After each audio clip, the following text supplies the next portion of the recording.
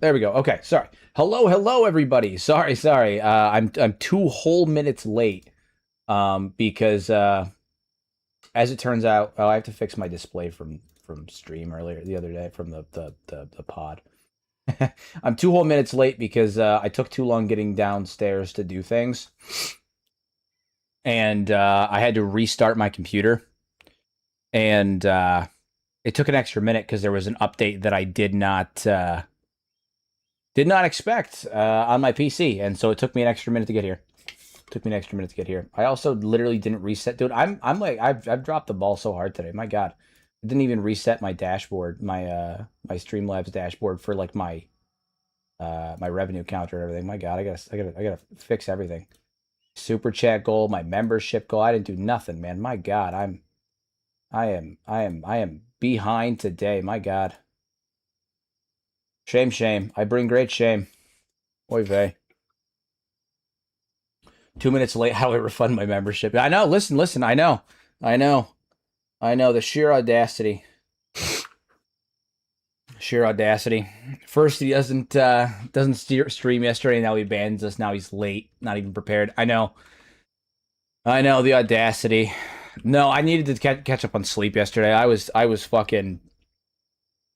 wiped. I realized on Monday that like I wasn't answering questions in chat as much. Like I was missing questions. My commentary was slipping. Like I was not doing good. So I'd take yesterday off to get some much needed sleep. So here we are. We're back. Okay. That sickness was a glitch in his AI. I've been working out. That's why he was gone yesterday and 2 minutes late today. No, the 2 minutes late today is because I'm a dodo and didn't update my shit. I had to restart my computer before stream like I always do because it helps with like encoder errors and all that crap. And then turns out. Hey, this is the first live I've caught in the live in Northern Ireland, so it's a bit hard to catch you live because of work and stuff. Well, we're happy to have you here. I'm glad to have you here. Much appreciated. Welcome. We're doing our Holy Nation run right now. If I recall correctly, yeah, we had just had a big old battle in the last episode. With what was it? We got our asses kicked by the elite. From and we've already started out. Okay, and it's already begun. This is my punishment, isn't it? Pork's over here punishing me. Pork is over here punishing me.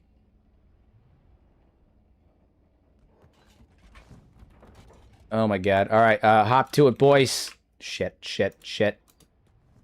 All right. We're jumping in. What a normal speed too. My God. Are we moving at normal speed? We should be. I feel like everybody's moving quick. Maybe they're just at that level of combat now. There we go. They attacked us while we were sleeping, but it's okay. We will delimb them. Yeah. Griffin over here doing Okran's work. He's actually become quite the lad. My God. I now sit in the holy church I saw when I caught up what I missed. It's true. Oh my God. Pork, we're going again. Oh my God.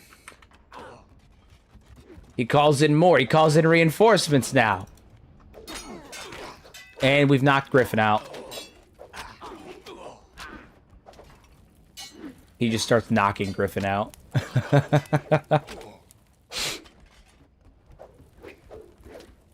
You're knocking out my boy. You're knocking him down. That's not very very polite of you.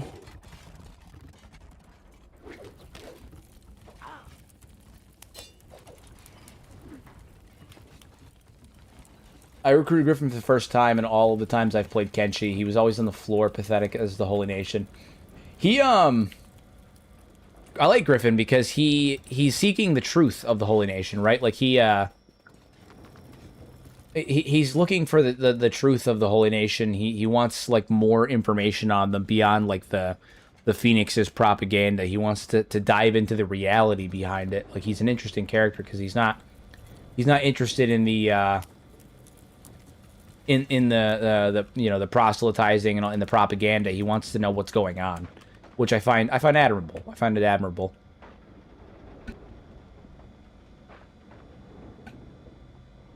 Oh my god, 8. Oh my god.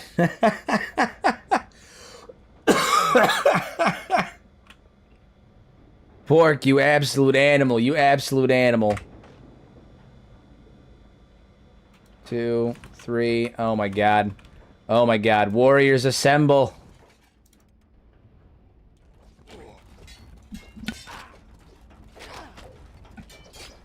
Pork's over here summoning all the he keeps doing it in our barracks, too. There's just a bunch of Shet corpses in here.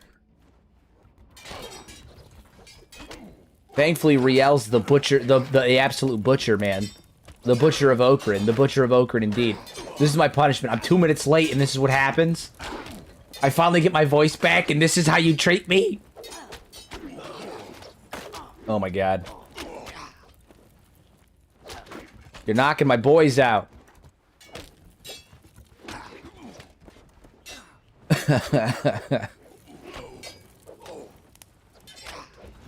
You say, is it just me, or all the bonehead shit suicidal psychopaths? Or all bonehead shit suicidal psychopaths? My god. What a phrase. What a phrase.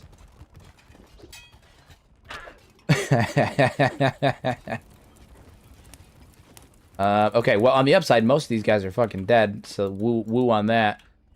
Yeah, fantastic. Okay, I need to build a corpse disposal, man. We got too much of this crap. Where can I put the corpse disposal? I'm gonna build a corpse. Oh, I can move this now. I don't need this manual iron refinery. We have the good one over here now. Whoa. Whoa. Hero, what do you recommend for Sentient Sans to make it more responsive? So in terms of the AI, I like using DeepSeek 3.2 or 4, depending. I find that 4 is more, like, it's faster in terms of its responses, but 3.2 is better for giving commands, like having people join you through dialogue instead of having to do /join or anything like that. So, yeah. I just saw one of your men scream. Do you think he lost an arm? Oh, no. I'm going to have to check. Possibly. Oh, God. Was it one of the Templars? I don't think one of they did. No. Hold on. One of the slaves? Oh, it's one of the slaves. That's fine. They can lose an arm. The slaves can lose an arm. She did. Yeah. Yeah, one of our indentured workers lost an arm. One of our indentured workers. But you know, these things have been known to happen with indentured workers. So, you know, what are you gonna do? What are you gonna do? All right, that storage is gone, so we can take care of that. Who was running the iron plates facility? I think it was you guys. Stunning. All right, well, we'll have Riff Raff do it then. And Frosty, you're not really doing much of anything now, aren't you? Interesting how that works, isn't it? Plus, she can still mine the farm. She can still man the farm. There. They will come back in the image of Okra. Yeah, I mean, we're not going to throw the slaves to the fire because, you know, they're still capable of working and all of that stuff. The warriors are incapable of doing their job with one arm, but, you know. You ever get to making Riku and Toji companion mods? I'm in the middle of a one-armed Toji, and I love Riku. I haven't yet, but I should. I should really jump on it. I've got a lot of random projects that I'm working on. I've got my anthology. I'm working on my companion mod. I'm working on my book, which is separate from YouTube. I've got a couple of new videos going, a few science videos that I'm doing research for. I've got a laundry list of projects that I'm attempting to work on, and you know, they take time. They take a lot of time. So we'll get there at some point. We'll get there at some point. Everyone does love Riku. Riku the God, man. He's a special man. Special man. All right, we need to put down some more lighting. That's what we need to do. More lighting. Gotta light this place up. Large torch post. We'll put one right there. Put one right there. Put 2 right here. We're gonna build a nice urban community. A nice urban community.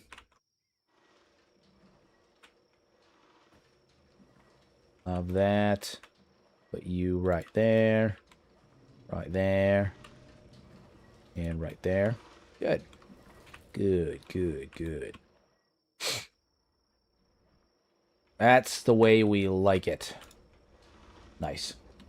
Also, I think your group outgrew four Invincibles. Just saying. I don't know, man. Four Invincibles have stats in the 80s and 90s. I think four Invincibles could absolutely fucking wreck us.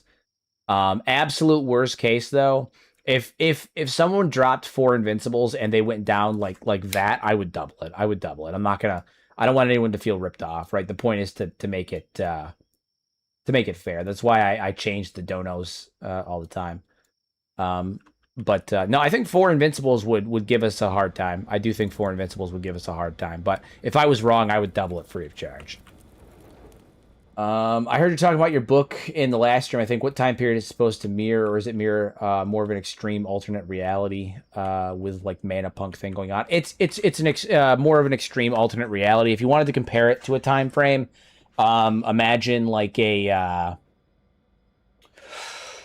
aesthetically speaking, it's kind of somewhere between medieval and Victorian in terms of like the overall layout, design, and like the fashion, the architecture, all of that stuff with heavy fantasy elements. But technology has largely been replaced by really isolated, secure forms of magic that are controlled by the upper echelon, being that of the seven noble houses or the seven red houses, and the Elfane Council or the White Council, as they're called. So,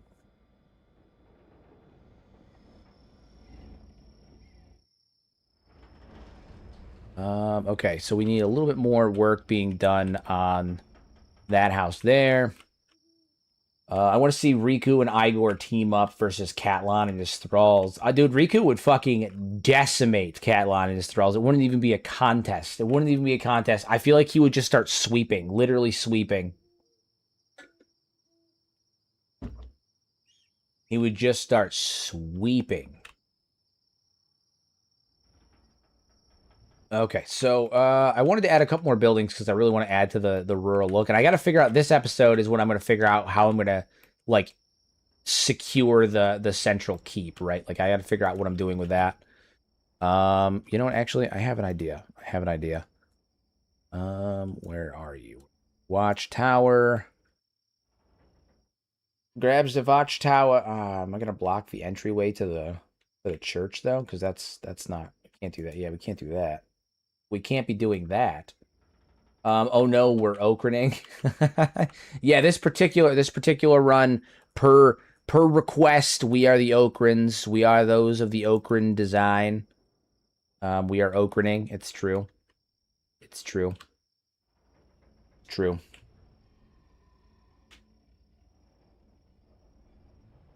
What way can I don't want to. The other thing is I don't want to block off the copper resource, right? Like it's kind of a mixed bag because that's where I'm at. It's like I don't want to block off the copper resource, but I also want to. Oh, you know what? Actually, hold on. I think I started to do this earlier on Monday, but I couldn't figure out how I wanted to do it because, I was kind of dead from the neck up.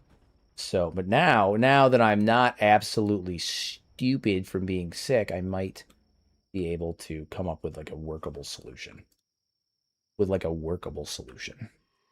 Storm wall. Okay, so if we take you, probably just connect you under here. Yeah, that'll work. That'll work. Okay, so we put you right there, and then I just need to make like a small one to connect right there, so I can do that. So then, and then we also need one full right there, and we'll make another small one that will connect to the other side. So we'll go. Oh, God damn it! That's not what I need. One wall. Get away from here.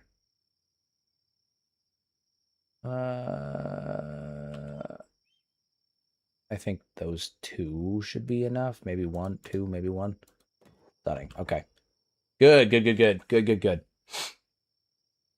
So what's the end goal for your playthrough as a Templar, like as a whole? We want to take down the Shet Kingdom, the United Cities, the probably the Hivers too. They're not really first on my list because they're kind of there. They're not really like in the way, but we're kind of the crusade, the Holy Crusade, the Templar. So probably the Hive, and Catlan.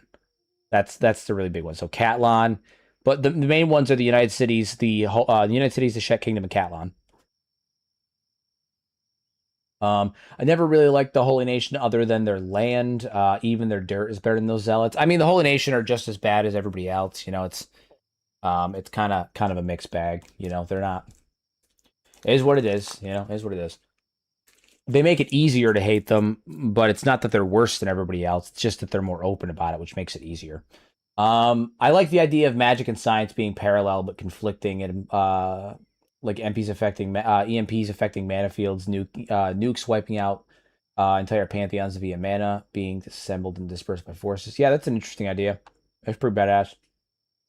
That's pretty badass. I like when people mix science and magic. I think that the two are interesting because, like, realistically, throughout human history, the idea of magic has always just been science that we didn't understand, right? Like that's kind of the general theme of history is that magic is just what we used to think is magic is actually just science that we didn't understand yet. And if you went back in time to like 1000 AD, 1000 AD with a gun, people would think that you were an absolute fucking wizard because you could just point this thing at somebody and then they die, die with a bang, or go back with a Roman candle. People think that you're a fucking wizard, but it's always an interesting idea. Interesting idea.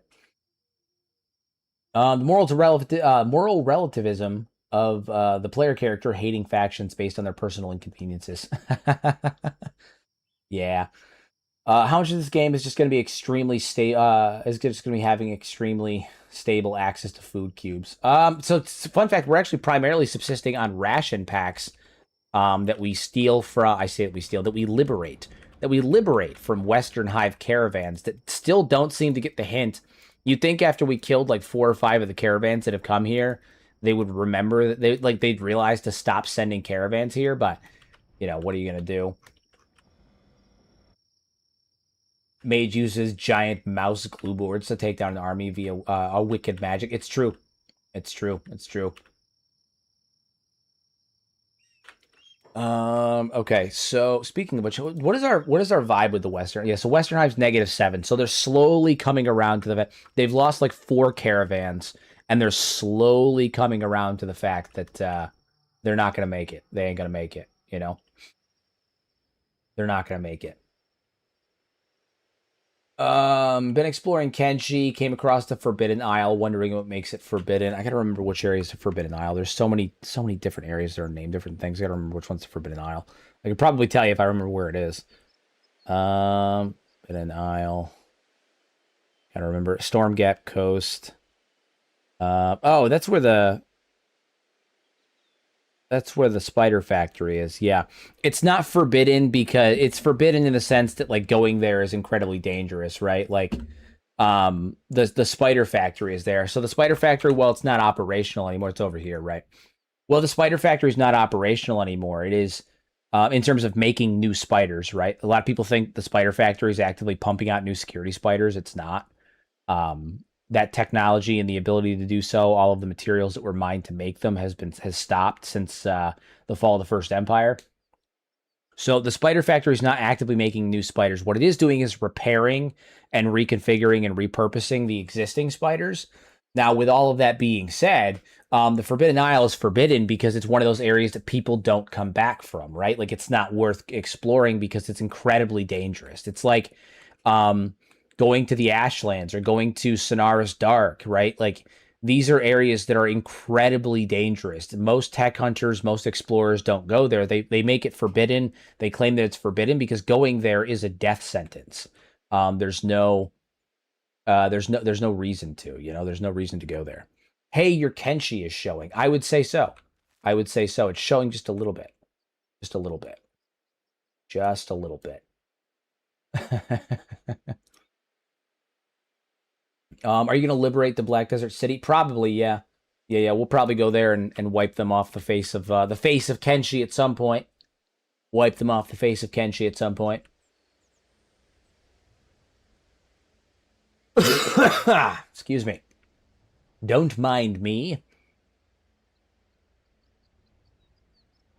All right.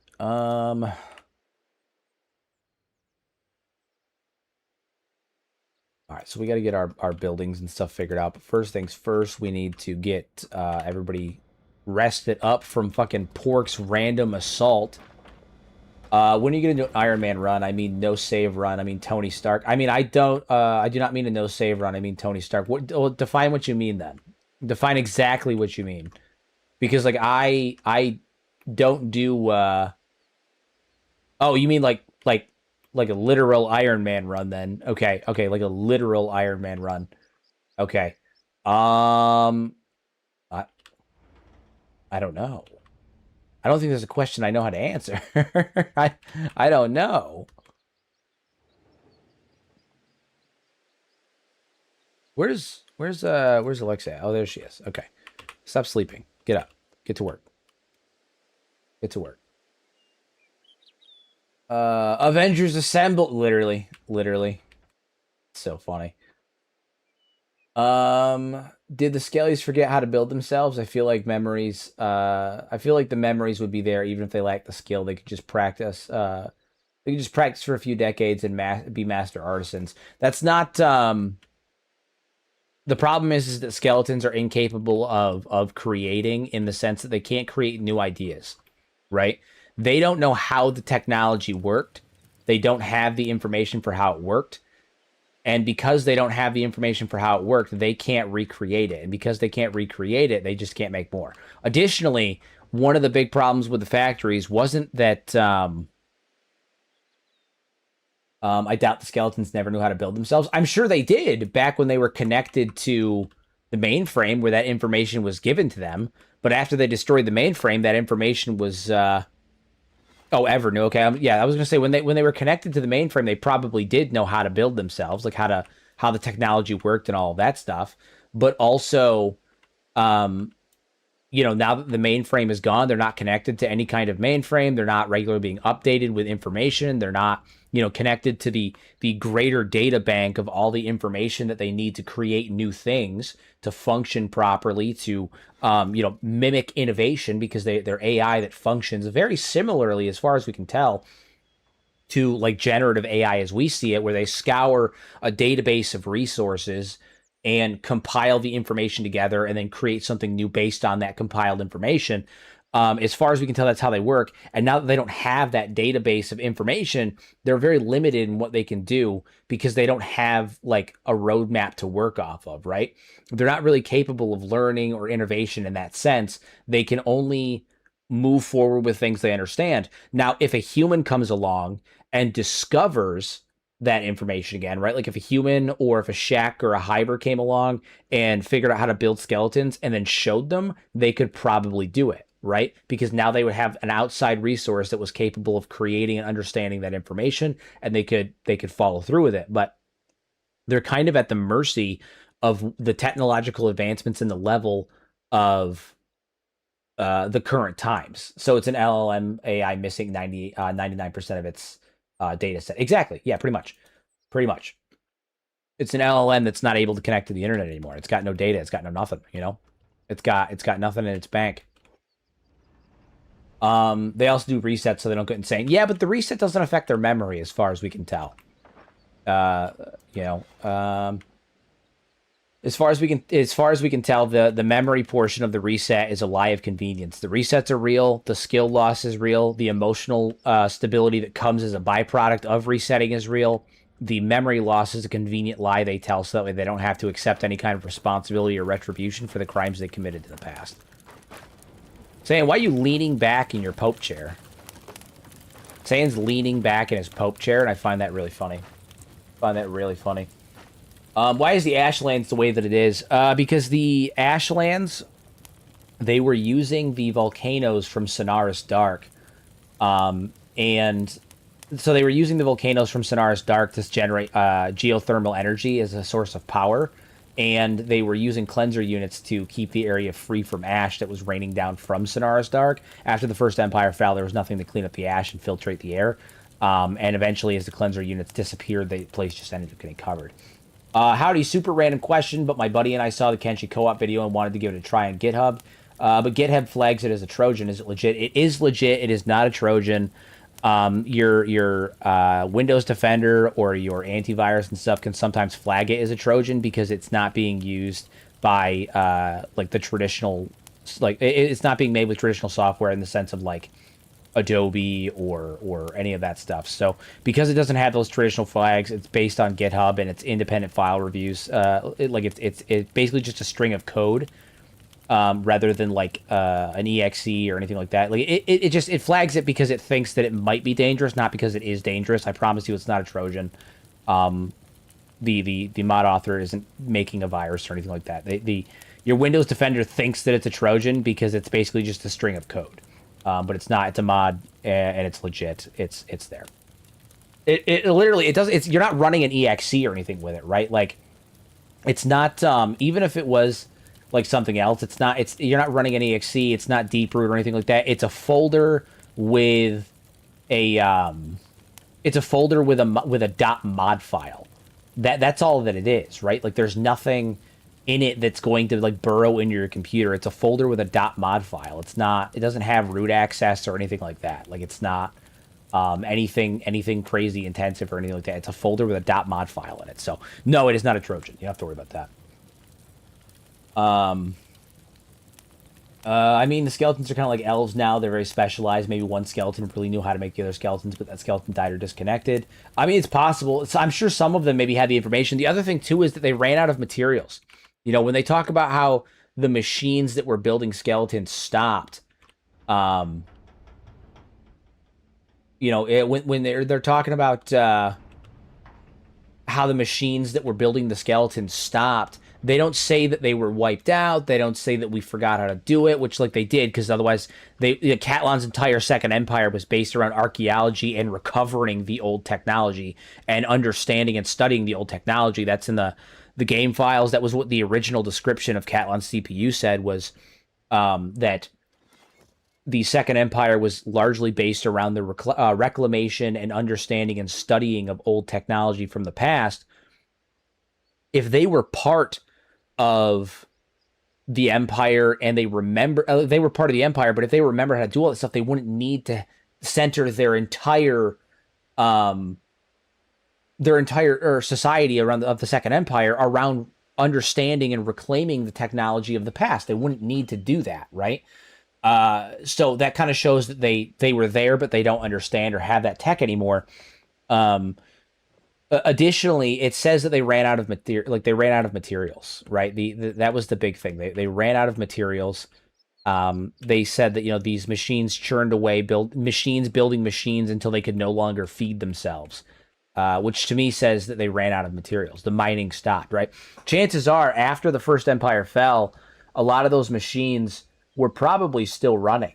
They were probably still pumping out skeletons for a little bit, at least a little bit of time, until they were still probably pumping out skeletons for at least a little bit of time, and then eventually they finished what they were doing and went back to it. I mean, like ran out of materials. So,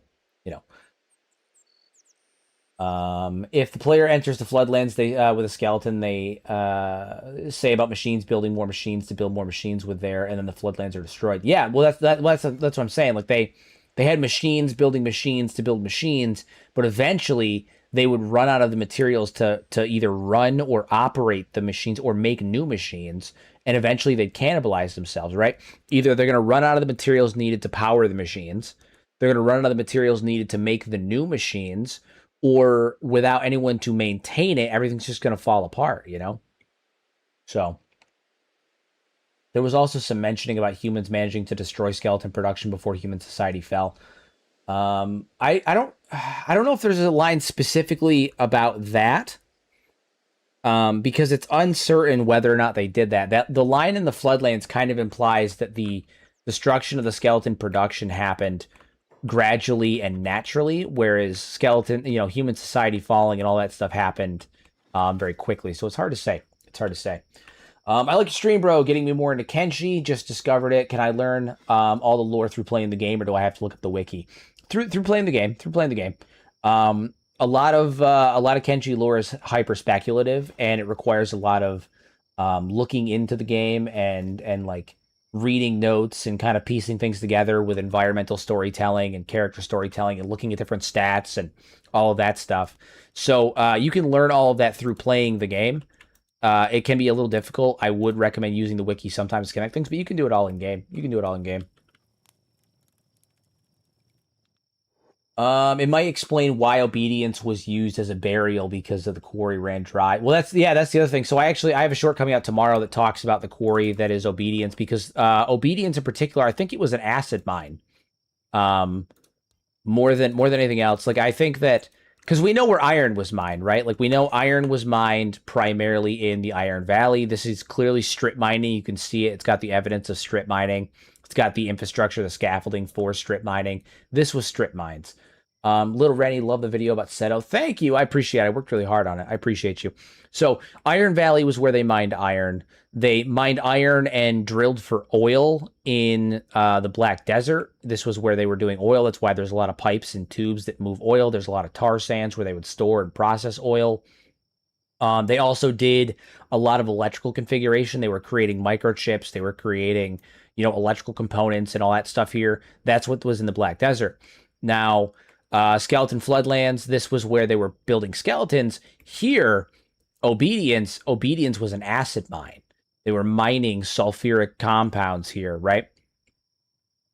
They were building sulfur, mining sulfide compounds here, things like sulfur, things like pyrite, stuff like that. We know that was probably the case because the natural drainage, you can tell based on the fog, natural drainage is to go down south. Well, if you look down here, they have vein, right? And vein has acidic blood red water, which is something that you see in real life at the natural drainage point for acid mines, right? And it would make sense because if you take iron-rich water and you percolate it through sulfide compounds at the bottom of an acid mine, like say a giant pit where you have all of these iron-based, and we know that it's iron because iron is the most plentiful resource on Kenshi. It's also heavily involved in the production of skeletons. The skeletons are some kind of iron-based compound, whether it be iron or steel, some kind of iron-based alloy was used to make them. You shove them in the center of the pit, cover them in molten metal and some kind of cryogenic compound. And then water over time will slowly seep in. It'll move through. The water gets contaminated by the iron that is the ground, that is the metal ground that's been frozen by that cryogenic compound in conjunction with the skeletons, the behemoths that are trapped in obedience. It seeps down into the ground, becomes this iron-rich, dense water, and then it starts to go down and percolate through the ground and drain through the ground. And in the area where it still stays, where it's still moist and damp and the area is waterlogged, you get blue-gray soil, like in the floodlands, that blue-gray color. I pulled it up in my video on Why Vein is Red, a picture of glaying soil in real life, and then I compared it to the soil in the Fog Islands, and it's a dead ringer. You almost can't tell the difference between the IRL picture and the floodlands, not the floodlands, sorry, the Fog Islands, which is crazy.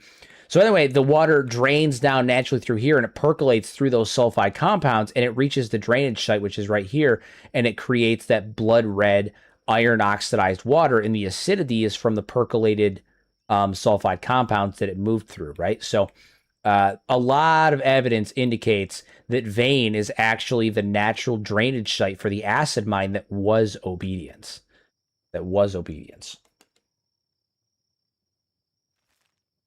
Two things. First, the Settle video. Thank you for the bit about how you need 2 generations. A lot of people miss that, how quickly our society moves these days. Yeah, a lot of people think that things can just change in one night, right? People think that like in 1 year you can change how everyone behaves and how they think and all that stuff. It's not true.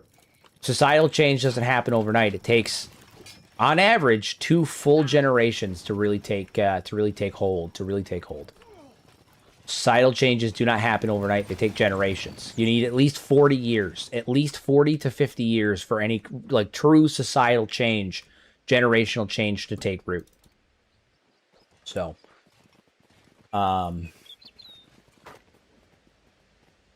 sorry. Second, where do you think they were getting their phosphates from, and could that have been the cause of the Second Empire's famine? Well, as I just said, I think that they were getting a lot of their a lot of their um. Well, I don't know. I don't know. I have to think about it more. I have to think about it more. Let me get back to you on that. Let me get back to you on that. Let me get back to you on that. I have to think about it more. I think the Second Empire's famine was largely caused by the fact that their two bread baskets were the Cannibal Plains, which was tainted by iron and chemicals, right? And their second bread basket, as far as we can tell, was the area that is the grid that was being used, like Aztec floating farms when the water levels were higher, and then there was uh,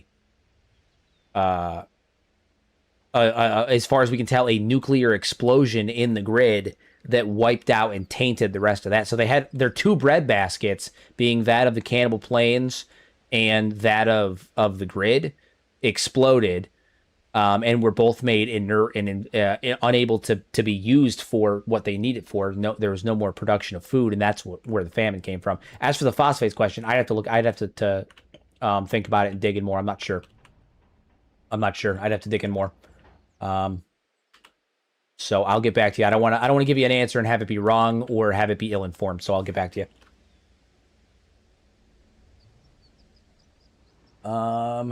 Genuinely wild how much science they would have had to know. The first time I went through these places, I just thought it was cool alien stuff. I mean, a lot of times if you want to make an environment, I talked about this a little bit yesterday too. Not yesterday, sorry. I talked about this a little bit on the last stream. If you want to make a world truly your own, and you want to make it alien and unique and inviting, and the kind of thing where like people want to engage with it, and it's believable and feels real and organic.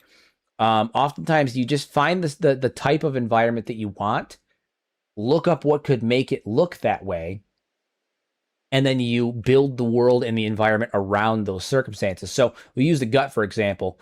I want to have an area that has blue soil, and I want to have an area that has trees that are made of iron. Okay. All right. So now I'm going to do is I'm going to look up what makes soil blue. The answer: high concentration of iron, lots of water to prevent the oxygen from properly being able to penetrate the soil. So instead of turning red, it turns blue because oxygenated iron turns red. Oxygen that has been covered in water is unable to be penetrated by the oxygen, and therefore it gets chemically reduced, not physically reduced, not volumetrically reduced, chemically reduced, which makes it blue. So if you have an area that is low to the ground by the sea level, fill it with water, fill it with iron, and it'll turn blue, right? It's called glaying. It's a natural effect called glaying. So now we know how to make the soil blue. Okay, well, what about trees? What could cause the trees to become made of iron, right? Okay, well, if we have an area that's rich in iron, the trees could evolve to metastasize that iron and suck up some of the excess iron into their root system, and then they can metabolize it and start to grow iron bark. Now you have iron trees, right? So then what you do is you take all of that information and you build the area around it. Decide how you want the area to look up the science for how to make that possible, and then decide from there what the area functioned for. What was it for? What did you make it for? All of that stuff. I want an area that's covered in perpetual rain, and I want the ground to be like tar, and the area to be covered in acid and very acidic and dangerous. Okay, well, what would cause that? Environmental pollution, drilling for oil, production of electronics, the excess fumes and the greenhouse gas effect that would cause from high amounts of electrical production. The production of microchips, the production of electrical components, vast amounts of iron of mining to the north, right? Like you look up all of those things, and now you have not just the area in terms of the physical makeup of the area, but also you can come up and determine the story that is around that area, So it's cool stuff. Cool stuff. Kenshi citizens speak Japanese and English. What if their colonies are a future Earth? Yeah. Chris confirmed that Earth is not a thing in the Kenshi universe, or not relevant.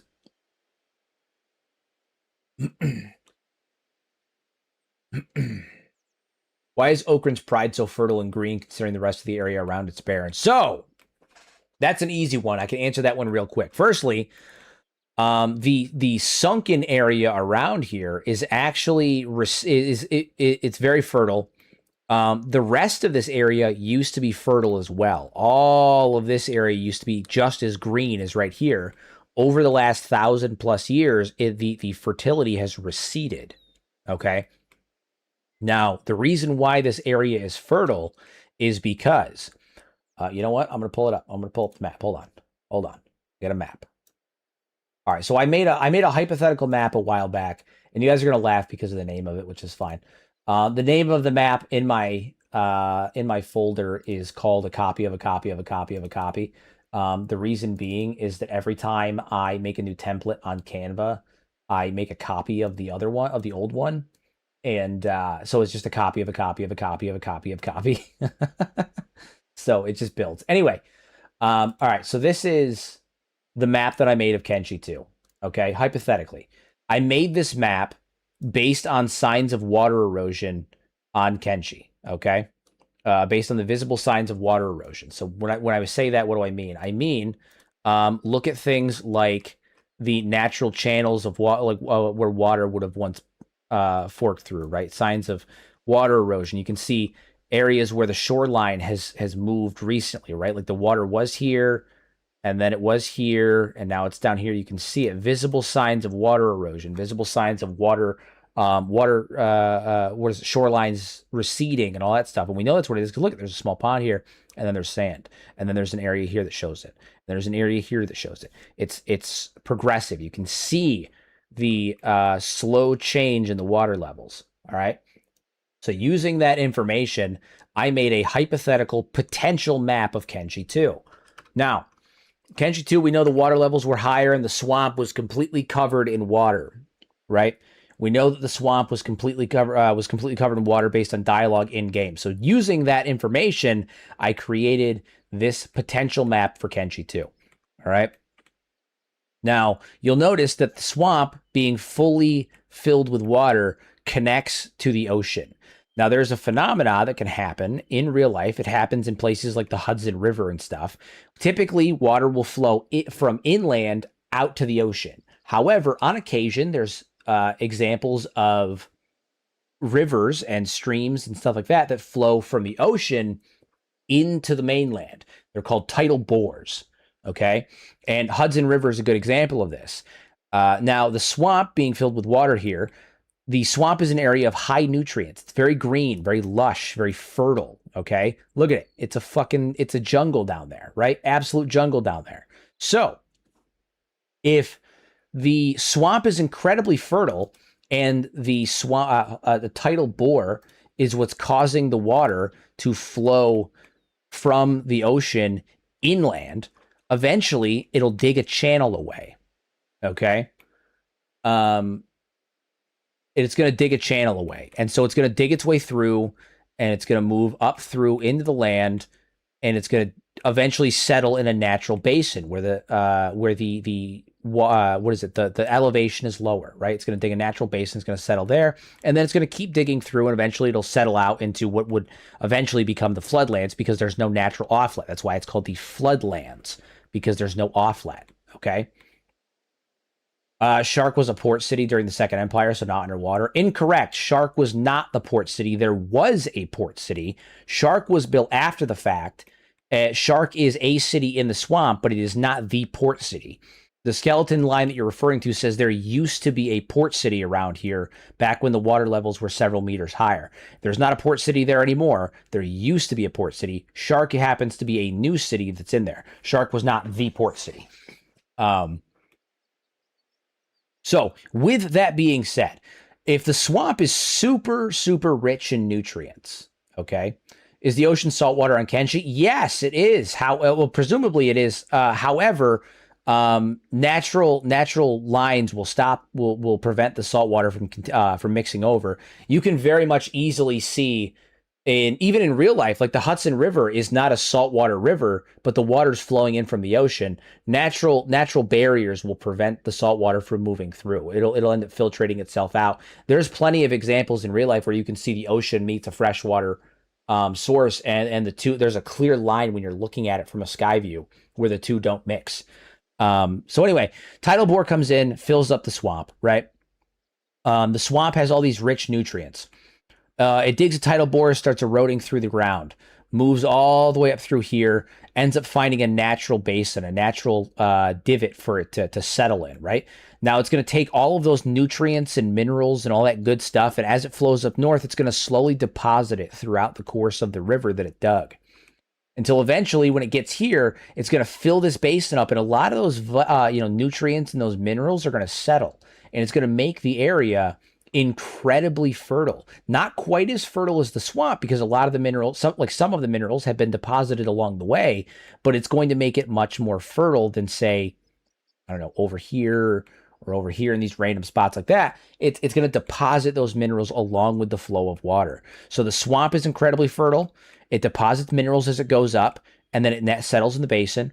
Up here, very fertile, not as fertile as down here, but still fertile because a lot of those minerals settle out here, and then it moves up through Wend, and eventually it all settles into the floodlands where there's no natural offlet, and it becomes a giant flooded marsh, right? That's why it's called the floodlands, because it flooded, and it flooded because there's no offlet. So the answer is, why is Okrins Valley so fertile when the rest of the surrounding areas are not? Two answers to that. The rest of the surrounding areas used to be more fertile because, the water levels were here and they were being regularly supplied with nutrients. And also a lot of the fertility in Okrins Valley was originally sourced from the swamp, or the area that is now the swamp, when the water levels were higher and that natural tidal bore flowed the water upward, delivering that nutrients to the north in Okrins Valley. So there they are. There they are. With how large the swamp trees are, they're ancient and most likely also filtered out water from the existing fresh water. Probably. But I hope that answers your question. I know it's a little bit of a long-winded question, but a long-winded answer. But that's why Okrins Valley is fertile. A lot of the areas, a lot of the nutrients that make Okrins Valley fertile and good and all that stuff, and rich in nutrients and minerals and able to be farmed so well, were because when the water levels were higher, the nutrients were carried from the swamp.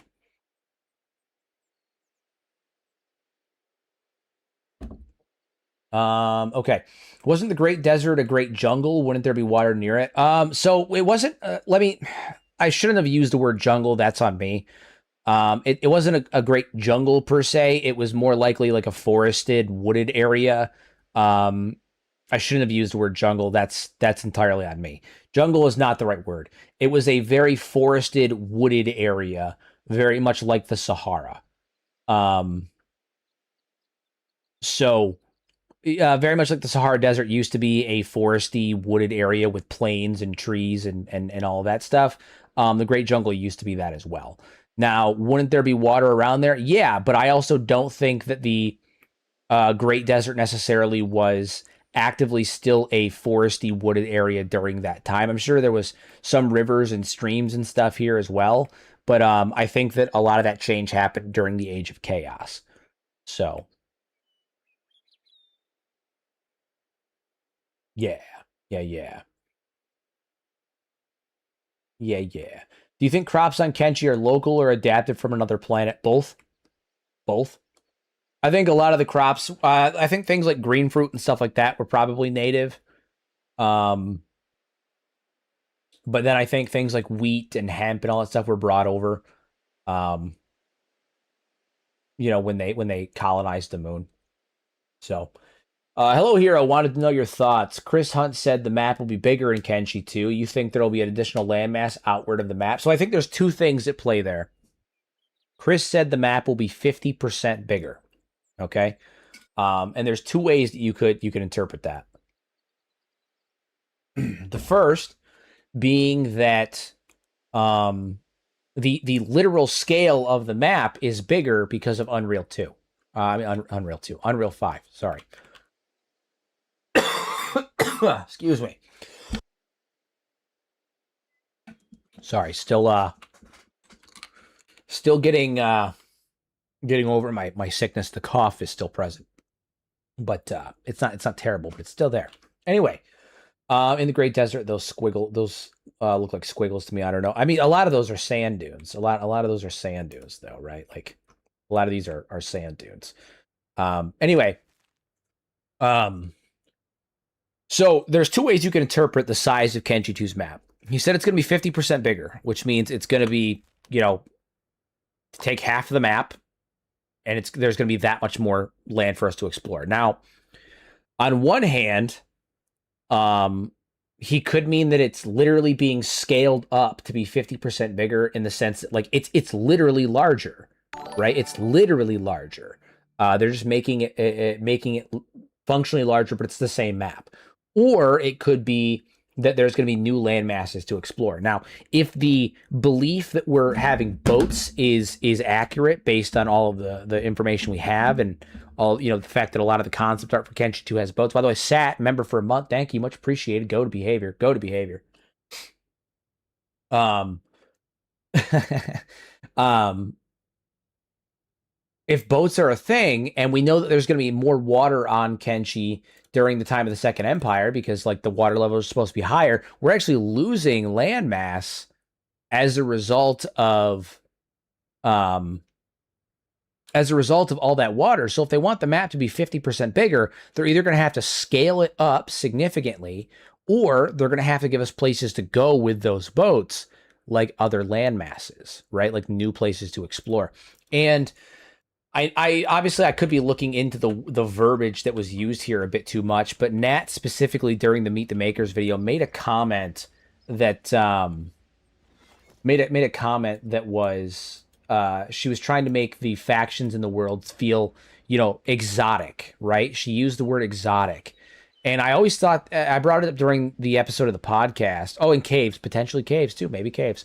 I brought it up during the podcast that we did the breakdown of the Meet the Makers video. But I thought that was interesting because, to me, when I hear the word exotic, I think foreign, right? From a faraway place, foreign place. And so that to me was like maybe when she says exotic, it means we're getting factions that are on a new landmass. They're literally foreign. They're literally exotic. I thought so. I mean, again, I could be looking into that too much, and I acknowledged that during the podcast as well. But I did think that particular choice of verbiage, that particular wording, was incredibly interesting and potentially very telling. So, I'm also of the mindset we might be getting caves in Kenshi 2 as well. We might be getting caves. Good old caves. All right. We might just need one of these, actually. Hell yeah. Nice. I thought we were going to need two, but we didn't. We just needed the one. The one.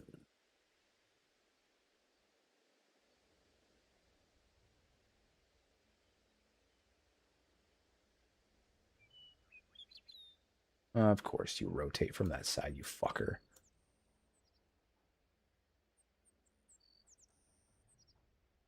So, exotic like Tahiti, but with murder giraffes. Exactly. Considering there are satellites still in function in Venge, do you think that the skeletons are trapped up in space? No, I don't.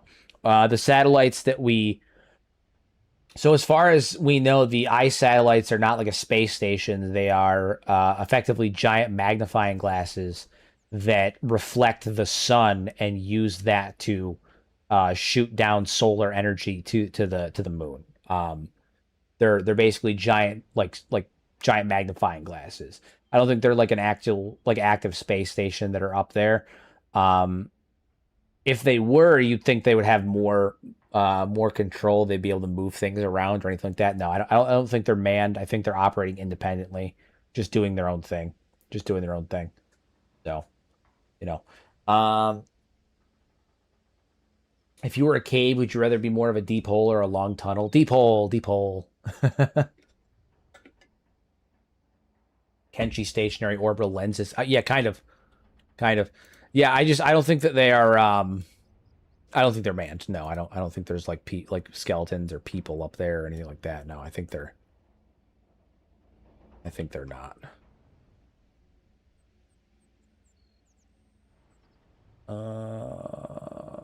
Okay. There we go. All right. So now we've got that walled in. That looks good. I need to get rid of you. That short part. I don't actually. Oh fuck! God damn it! I need to actually build. God damn it! I deleted one, hoping that it was all I was going to need, but apparently when I deleted one, it deleted them both. That's annoying. That's annoying. It's fine.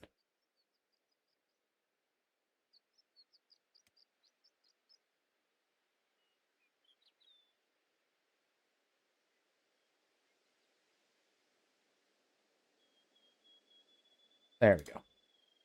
Stunning. All right. Stormwall is such a good mod. It's really good. It's really good. Really good. Maybe Kenshi 3 if it'll be a sequel. I don't think we're getting a Kenshi 3, to be honest with you. I think we're going to get a Kenshi 2. We're going to get support for Kenshi 2 for a year or two, maybe longer. And then we're going to get Kenshi 1 remake or remaster in Unreal 5 with the updated engine, the updated tech, the updated graphics, all of that stuff.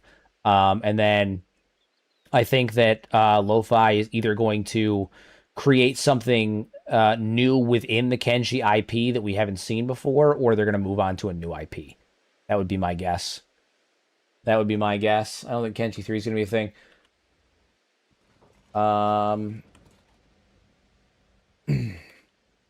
You would want to be a depot. You've changed so much since hitting 20K. Just no love for long tunnels anymore. You're funny. You're funny. By the way, guys, wife stream tomorrow. I repeat, the wife stream is happening tomorrow. Tomorrow, I am making, to celebrate 20,000 subs, I am making my wife, who is not a gamer, play Kenshi on live stream for the first time. She's never played Kenshi. She's not a gamer. She's never live streamed. And she's doing all three of them tomorrow for my 20K special, because I think it'd be funny, Excuse me. Fuck. I think my chat's broken too. Oh, God damn it, I'm dying. I'm dying.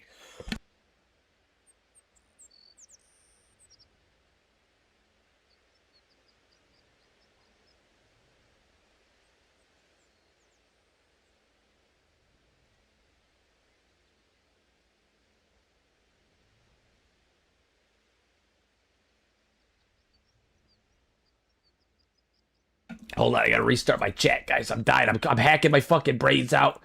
My chat broke. Pork broke my chat. I don't even know if he's still fucking here right now. Oh my God. Oh my God. I'm dying. Don't let the black lung geek. It's getting me. It's getting me, man. It's getting me. Oh, okay. Cough drops are the answer. Cough drops are the answer. Just take nothing but cough drops all day. Cough drops for days. Okay. Let me check my comments. Let's see what I missed during my asthmatic attack. Not a game. My wife texted me and said she resents that I called her not a gamer. I don't know what to tell you, babe. I don't know what to tell you. I don't know what to tell you. I don't know what to tell you. it's true, okay? You're the minimalists of gamers, okay? It's fine. It's fine. It's not an insult. It's just true. It's true. I don't know. I'm sorry. It's true. What did I miss? They're gonna pivot Kenshi into a fighting game franchise after Kenshi 2. I'd piss myself. Hero, opinions on the multiplayer mod. I mean, did you watch my video or my stream on it? I don't mean to be that guy. I don't mean to be that guy, but largely the reason that anybody knows about it at the moment is because of me anyway. It's kind of because of me. It's a little pretentious, admittedly. A little pretentious of me. I'm not trying to be pretentious. It's a little pretentious, though. But the reason why most people even know about the mod is because of me. Between the stream and then I posted my video and it got like 125,000 views in like 5 days on the mod. So it really popped off. Most humble Kenji lore master. No. I just no. I mean, I like it. Obviously, like I kind of advertised the shit out of it for like 4 or 5 straight days. So, Hero had to beat Frankie. That's not true. That's not true. No. Are Are you gonna add the need, sleep, and drink mod? I think for the next playthrough I might. If not, I will for my next like solo run, because Cannibal Samurai are next, and then after Cannibal Samurai, I don't know what I'm gonna do, and I might do another like small group, like maybe like 3 or 4 guys, kind of like I did with One Arm Toji. So I might use it for that one. Might use it for that one. What I missed over the past week, Sander, we've built our citadel, right? We've built our citadel. We're up and running. We've got people. We've got things. We got things. We got things. I saw Hero corner Frankie in an alley with a bat. Jesus Christ. Oh man, Hero, what's your favorite weapon class and favorite weapon in that class? The Nodachi and the Meito Nodachi. So I mean katanas and the Nodachi. Sorry, katanas Nodachi. Yeah, katanas Nodachi. Ad for the wife stream. Oh yeah, also I was doing an ad for the wife stream. Yeah. This is a regular run or chatbots? What do you mean? Like, am I using Sentient Sands? I have Sentient Sands on. I have it on. You know, but it's like it's there. I used it on occasion. I convinced the Phoenix to give me 100,000 the other day. Give me 100,000 as a stipend to pay for my shenanigans. We've got a church, guys. We've got a church. We've got a church. Okay, so this we gotta make some moves this episode. We've been building the Citadel up. We've got that going. That's good. We've got to make a couple of moves. I don't think we're ready to take the Black Desert City yet, obviously. I don't think we're ready for that kind of thing yet, but I think we might be ready to... Maybe we'll siege the hub. What do you think the chances are we can take the hub? I think it's pretty good. I feel pretty good about it. What do you mean wife stream? Oh, yeah, so I hit 20,000. I hit 20,000 on... last Thursday after the Kenshi co-op stream, and my deal was that when I hit 20,000 subs, I was gonna make my wife. I was going to make, quote unquote. I have to put the quotes in there. I'm not forcing her to do anything. If she didn't want to do it, I wouldn't make her do it. But I'm gonna make my wife play Kenshi on stream. She has never played Kenshi before. And so I was going to make her play Kenshi for the first time on stream as a 20K special. So that's what's happening tomorrow. She's playing Kenshi live on stream tomorrow. So commandeer more recruits first, bolster the army. Probably a good move. We did get our asses kicked last night by some of the elite forces that came our way. So we should probably bolster our numbers first. You probably right. Ever since the co-op stream, the channel's been popping off more as well. That's true. We got 800 subs in like 5 days. 800 more subs in like 5 days. We're already almost at 21,000. Almost at 21,000 now. So, making gains, making real gains, real big gains. Yeah, we should probably go recruit some more people though. All right, I'm gonna take Riel, and I think we're gonna go. I don't want to go to Bad Teeth because every time I go there, my performance goes to shit. Maybe we should go to. We'll go to the Holy Mines here. We'll go to the Holy Mines and commandeer a couple more of that. No, actually, because we're going to go to Narcos Trap again, actually. We'll go to Narcos Trap. Make her. You control her like a party member in Kenshi. Set her to play video games job. Yes. Yep, that's what it is. That's what it is. That's what it is. My thing crashed when you said co-op stream. My luck is bad. Yep, that was last Thursday too.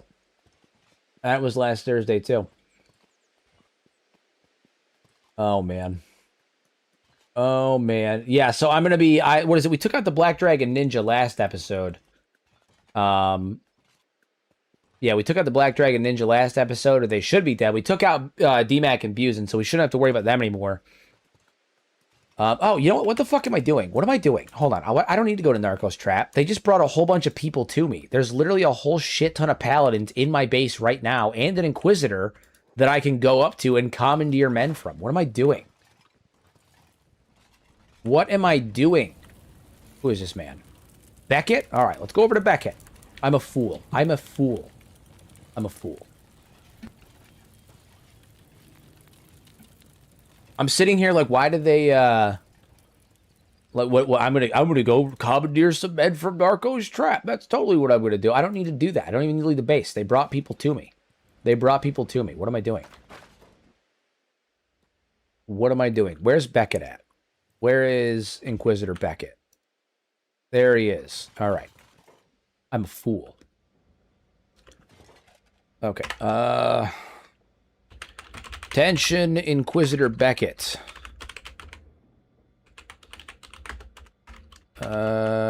Inquisitor Beckett. By the authority of Lord Phoenix, I hereby require the conscription of, I don't know, how many should I take? Like 5? 5 paladins to my, to the Templars of Light. Select your men to fulfill this command. There we go.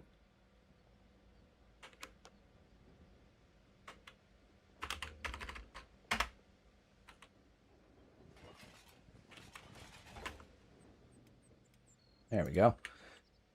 Have me bless them before leaving the hub. Yeah, it's true. It's true. It's true. High Priest saying, say the word. Give us the good word. Give us the good word. By Okran's Grace Knight Commander, I'll have 5 of the garrison's finest ready to march within the hour. Good. Will be stationed here at the Citadel, moving forward. I don't know why it's not showing my dialogue bubble. That's annoying. Yes, Knight Commander, they will report to you for their new duties at the Citadel. Glory to Okran. Okay, so we're just gonna pick 5 then, and we're gonna recruit them. So I'll pick 5 at random. 2, 3, 4, 5. Okay, so now we're gonna take all of these guys here, and we're gonna march on. We're gonna march on the hub. We're gonna wipe out the hub. Did you like convince the Phoenix to give you authority? It's part of the story for Riel specifically. He's been given impartial authority by the Phoenix as the like one of the a chosen of Okran, basically.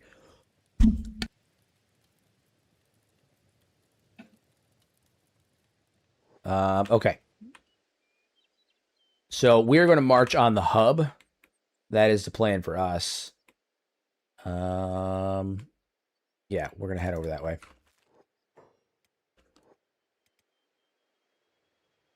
That is the plan for us. You should add a title to yourself for every town you capture.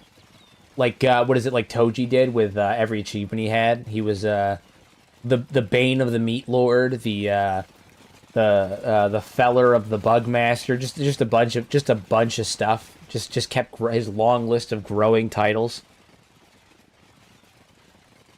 Do you have the player slavery mod? Is there sentient sans allow you to do it? I don't think it'll let me enslave people. I haven't tried it though in full transparency, so I don't know.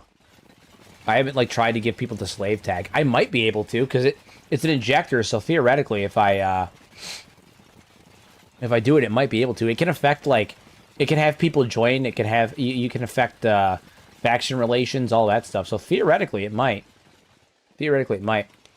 All right, we are marching onto the hub right now. We're going to take our guys here, and we may even go after Squin. I don't know yet. I don't know yet. I don't know yet. We're going to cut off the force of Shek that are on the way here too. We'll cut them off. Cut them off before they can get here. Meet up with them. Batter them like fish sticks. And we'll go from there.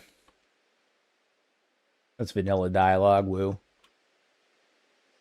The more titles you have, the cooler you are, confirmed. I've reason to believe that may be the case.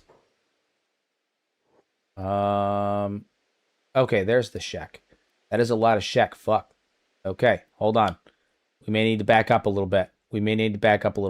There we go. All right. This is about to get good.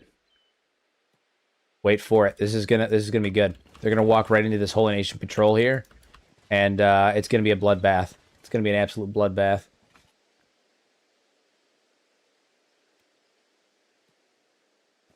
Wait for it.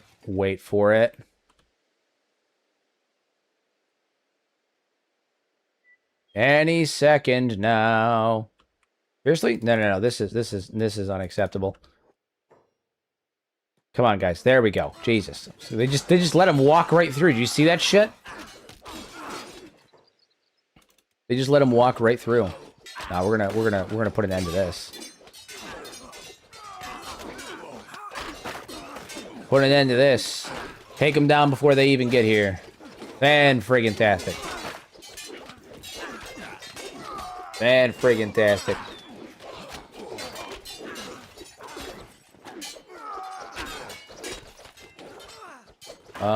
Some of us went down. Ain, Samuel, Kiro. Yeah, some of us got... We're taking some hits on this. My God. Maybe we are not ready for Squin. We can probably take the hub, but Squin, we're probably not ready for. That's fine, though. We'll rest up at Stack real fast, or at Sinner's Gulch, this holy mine here, and then we'll go from there. They were in shock over the audacity. Just the sheer gall. Some of these guys were high-level 100 Guardians, though, so I'm not shocked by that. Some of these guys were high-level 100 Guardians, though. Yeah, some of us got real fucked up. Oy vey.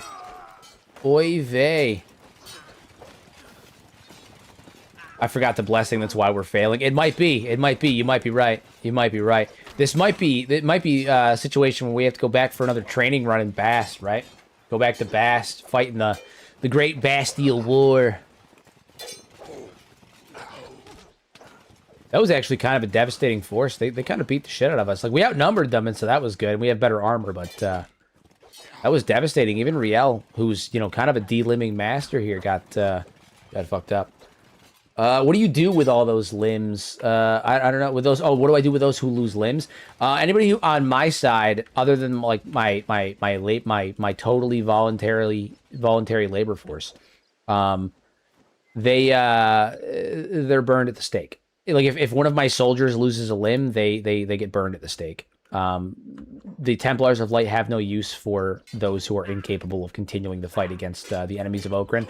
And so they are sent back to Okran, not as a form of punishment, but simply because they've served their purpose. Kenshi is best at checking hubris. It's true. I regularly get my shit rocked on Kenshi. It's kind of part of it. All right, pick up Samuel. All right, we're going to go to this holy mine here. I'm going to go to this holy mine. That there holy mine. Lurks, who are you fighting? It's probably like fucking starving bandits or something. Probably starving bandits or something. Go. All right, we're going to go to the holy mine. We'll rest up there. We get free lodging at any Holy Nation settlements or anything like that. There has to be a wooden limb mod, probably, but understand that you know we have no use for those who are incapable of continuing the fight. So we'll put them down and return them to Okran's side so that in the future. Oh no, Frosty.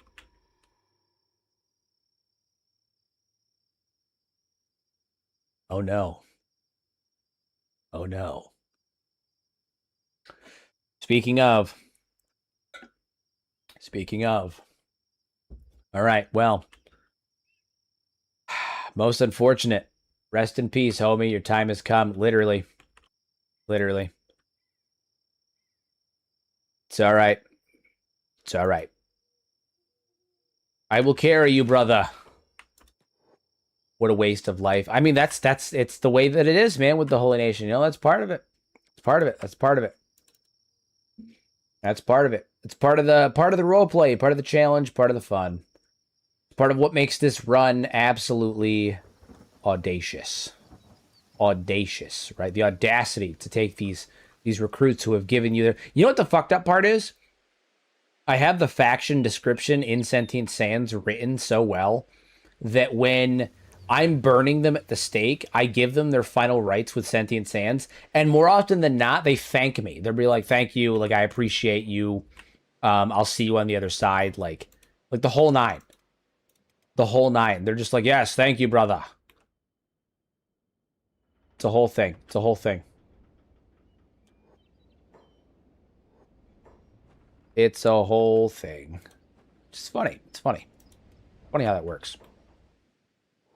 I need to shut these gates. I don't know why I didn't do that.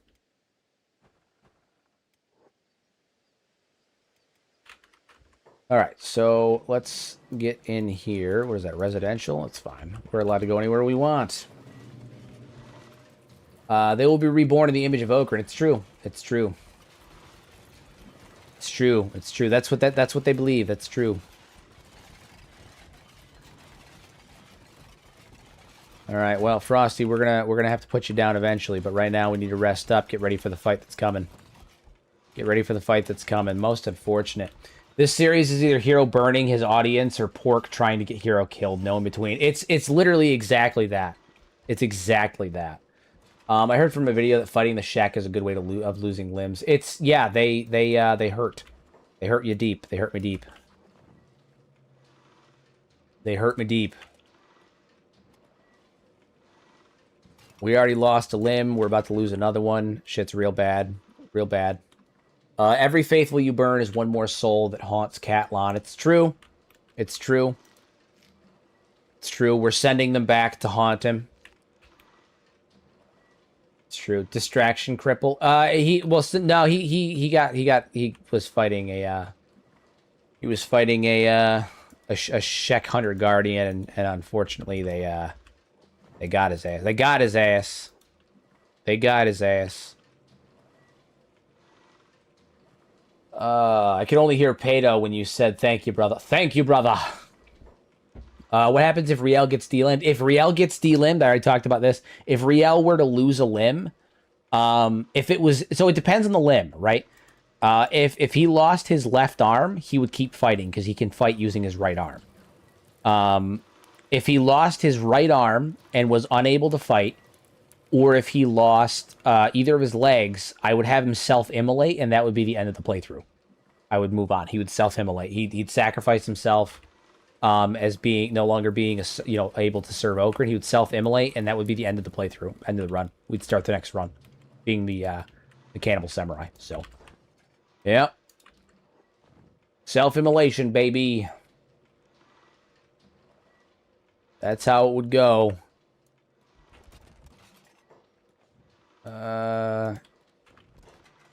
Yeah, Herbert. Okay. Cassius and Akira. There we go. He can still do martial arts. I don't think he would, though. I don't think he would, though. I think that I don't think that's the way he would go. If he can't wield a weapon, he would.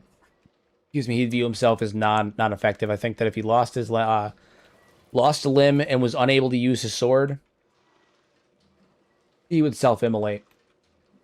You're lucky I don't have $100 lying around. Just drop it right in the middle of this tiny little settlement. This tiny little settlement. That'd be terrible. I don't think they have turrets, do they? I don't think they even have turrets. They don't. Yeah, that'd be really bad. Really bad. The siege of Squin will be decided by the distraction cripple. That's how it happens. That's how it happens.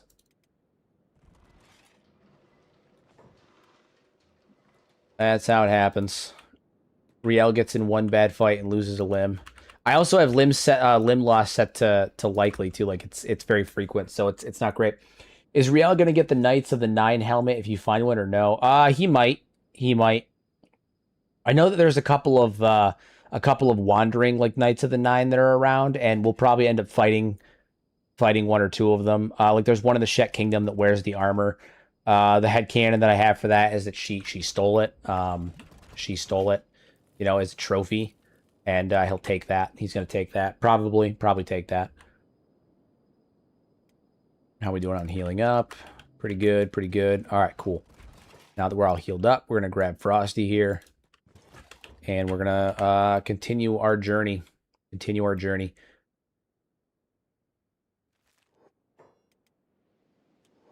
We're on our way. Do you see the challenge where the guy only stayed within his base area ring and tried to survive?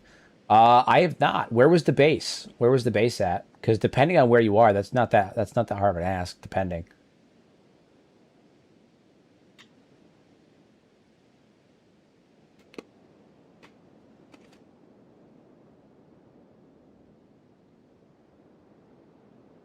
All right, so we are on our way to the hub, where we will massacre everybody there.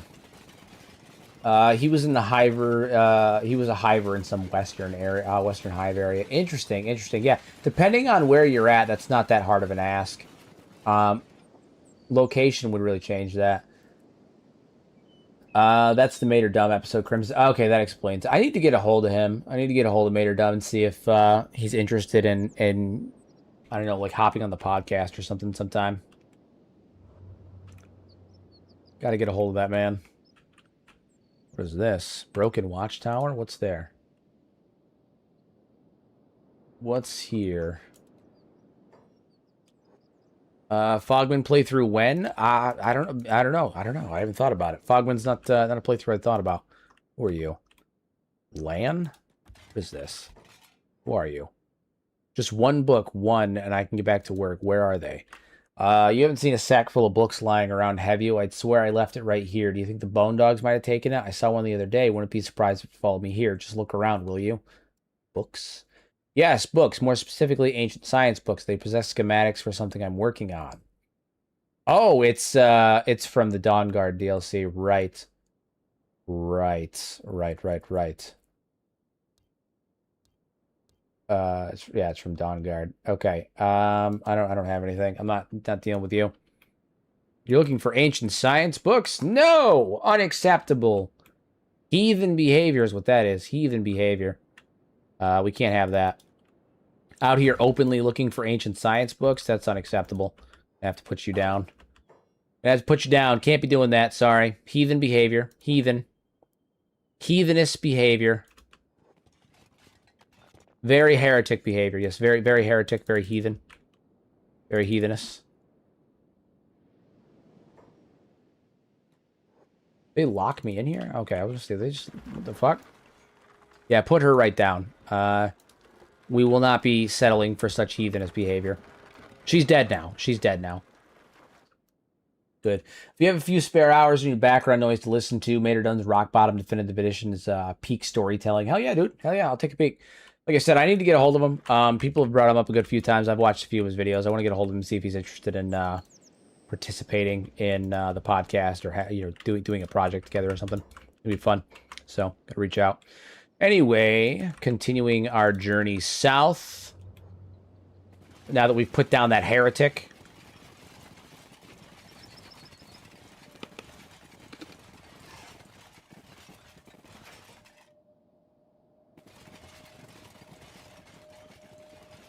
Once we get to the hub, it's going to be absolute mayhem. Absolute mayhem.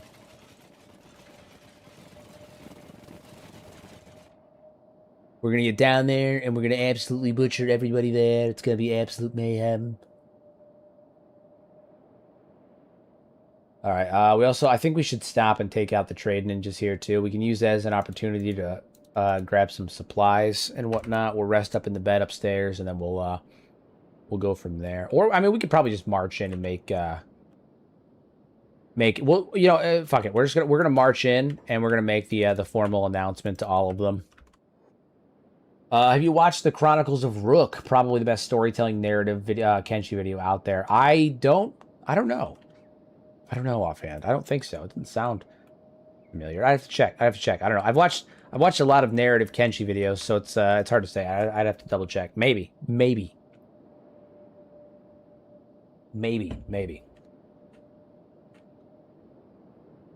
All right, we're going to walk into the hub, and we are going to officially reclaim the hub here for the Holy Nation.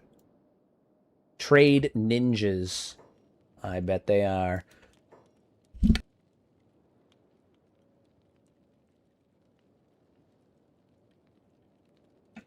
Excuse me. I had to cough there for a minute.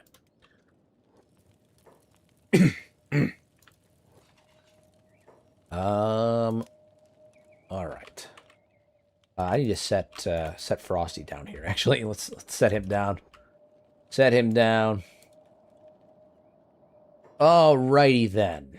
Everyone here, who are these guys? Are all trade ninjas? Yeah. Attention, all denizens of the hub. I am Knight Commander Riel. I am here on behalf of Lord Phoenix to reclaim this city for Okrin. Vacate or die by the sword. You have 5 seconds to decide.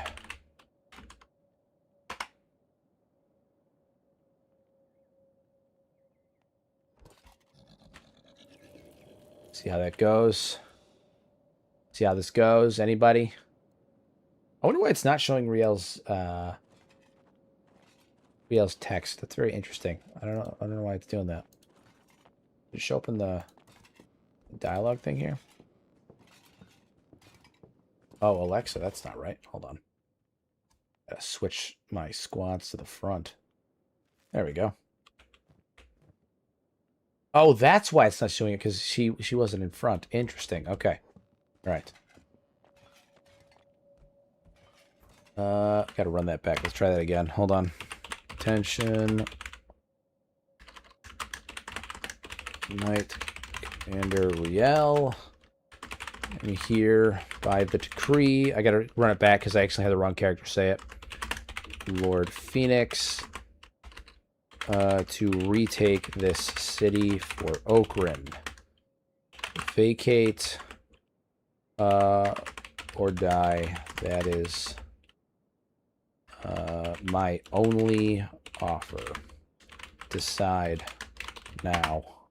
There we go. All right.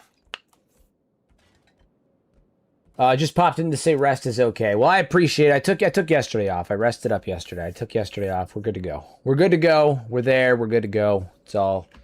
We're all set. Everything's good. I appreciate you. I took my day. We're good to go. A couple of mercenaries here that might prove to be problematic. Wait for some of these guys to populate. They'll start saying something in just a moment. Takes a minute for them to develop profiles and whatnot. Any minute now.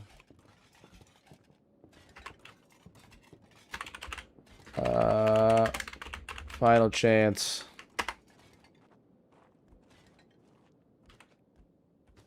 You're the man at Kenshi, bro. I appreciate you. I appreciate you. I do. I appreciate you. Have you heard anything about Kenshi 2? Figured you're more nose to the grindstone than I am. Not really. No. You know, I talk with I work with Lo-Fi and like I do stuff with them and work projects with them and stuff, but they don't really tell me that kind of stuff. You know, granted, I don't really ask, but I think even if I did, they wouldn't tell me. And then even if they did tell me, I couldn't talk about it, to be fair. But the truth is they don't really tell me that kind of stuff. So you know about as much as I do. So, you know, the silence in the bar is loud. It's true. It's true. They don't care. All right, fine. Fine. Choices have been made. All right. The choice has been made.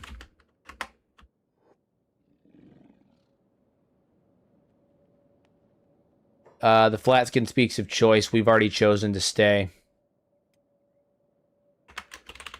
And you will, then you will die.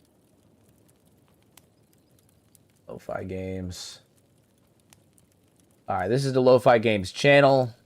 People who make Kenshi. All 4 of these are mine. I made them. It's my voice in them. Like if you listen to it. Are you new to Kenshi? Maybe you've seen it on Steam 100 times and you're thinking about jumping in. I'm here in his head, and after nope, not that one. Sorry. Are you? Welcome to Kenshi. That guy there, that's you. You've just been beaten on me. So you found your footing in Kenshi. You can handle. Also me. There is no main quest in Kenshi. So I do work with them. I do work with them. Tell him Hero, so humble. I always feel bad like talking about stuff like this too sometimes because I don't want to come off like I'm like I don't know like I'm I don't know like talking myself up, but also like these are things that I have done, you know. So like I'm just like the question was asked. I'm just explaining. I'm just giving the answer to the question that was asked. That's all. So do you make Kenshi stories for them too? Not directly, no. Not in the way that you like I don't know. It's hard to say. Okay, so here's the thing. It's hard to say. The reason why it's hard to say is because even though I don't directly like make lore for them, right? They don't come to me and they're like, "Hey, Hero, Dave, my guy, we need you to write the story for the Crab Raiders or write the story for the Cannibals." The way that Kenshi 1 was put together, it was put together, there wasn't like a lore Bible for it. And so some of the factions were put together with the mindset of like, this is cool, or it was done as an homage to somebody who donated or you know, was thrown in because the idea seemed interesting. And maybe some of the lore wasn't fully thought out for it because that wasn't the kind of game that was being designed. Kenshi 2 will have a lore Bible, so the lore is more concrete, but a lot of the stuff wasn't designed in that way. Also, Kenshi is a very investigative game. Not a lot of the lore is told to you. A lot of it is very investigative. It's very up for interpretation, and we're never going to get a clear-cut answer. And because of that, Lo-Fi is willing to do a lot of like retcons and changing the lore and all that kind of stuff. And there is a possibility that because of the sheer amount of content that I've made, because of the impact that it's had on the community, how kind of like it's kind of permeated throughout the community. A lot of my theories have permeated into the community in a way that they've become the generally accepted probable canon, that some of the lore in Kenshi 2 might get changed to match my theories. But it's hard to say for certain whether or not I got it right or if it matched. So there exists a possibility that some of the lore for Kenshi 2 will reflect my theories, but the difficult part is whether or not it does so because I was right or because they liked the idea and they changed it, because both are possible. So not directly, I don't make Kenshi stories for them directly, but indirectly, there is a possibility that some of my content has impacted the writing in some way for Kenshi 2 and potentially for the what is considered the canon of Kenshi 1 as well. But I have no way to know either way, so I don't know. The short answer is I don't know.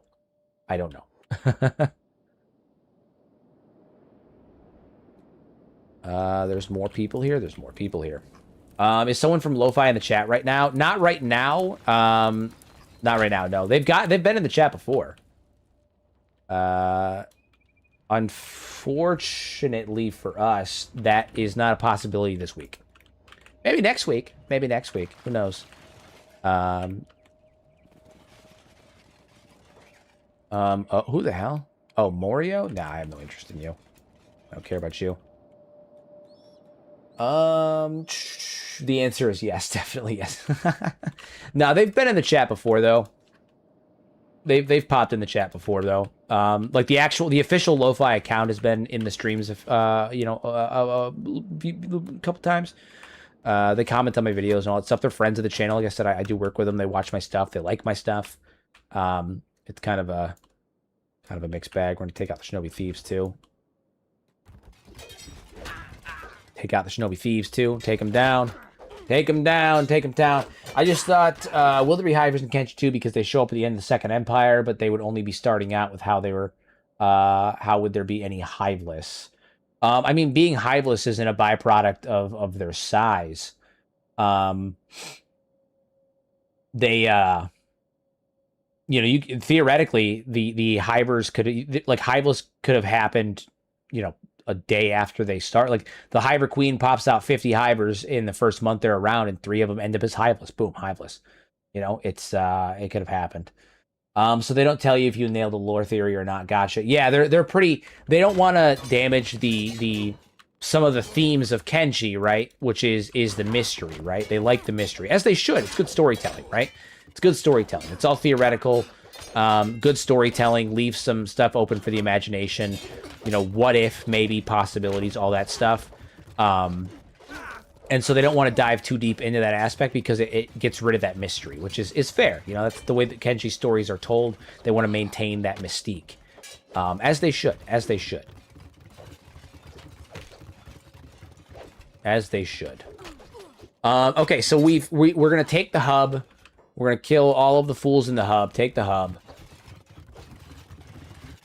And, is it possible to conduct a seance to summon Lo-Fi in the chat? Not this week, no, because in full transparency, because typically the guy that hops in the chat is the community manager when he's here, and he's indisposed for the rest of the week. He's not available for the rest of the week. So probably not. I will say with absolute certainty there is no chance of Lo-Fi hopping in the chat this week. Not this week.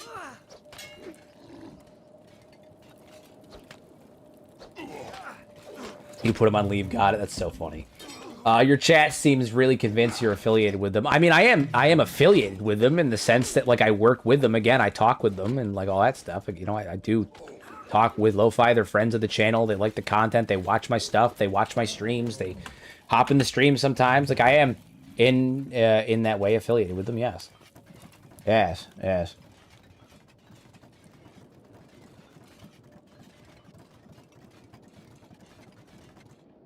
All right, we're going to take the hub, and then I think what we're going to do is we're going to go up to Stack. Probably Stack. I don't want to run all the way back to Blister Hill. We're going to run up to Stack, and I think I'm going to go to Seda, and I'm basically going to be like, hey, my dude, I'm going to, I'm gonna siege Squin. I need you to give me some soldiers, and I'm going to have a couple of platoons follow us. Couple of platoons follow us down to Squin. What we're gonna do. I also need. I gotta do something very upsetting, but I have to do it. I don't have a choice. I don't have a choice. Pick one of these.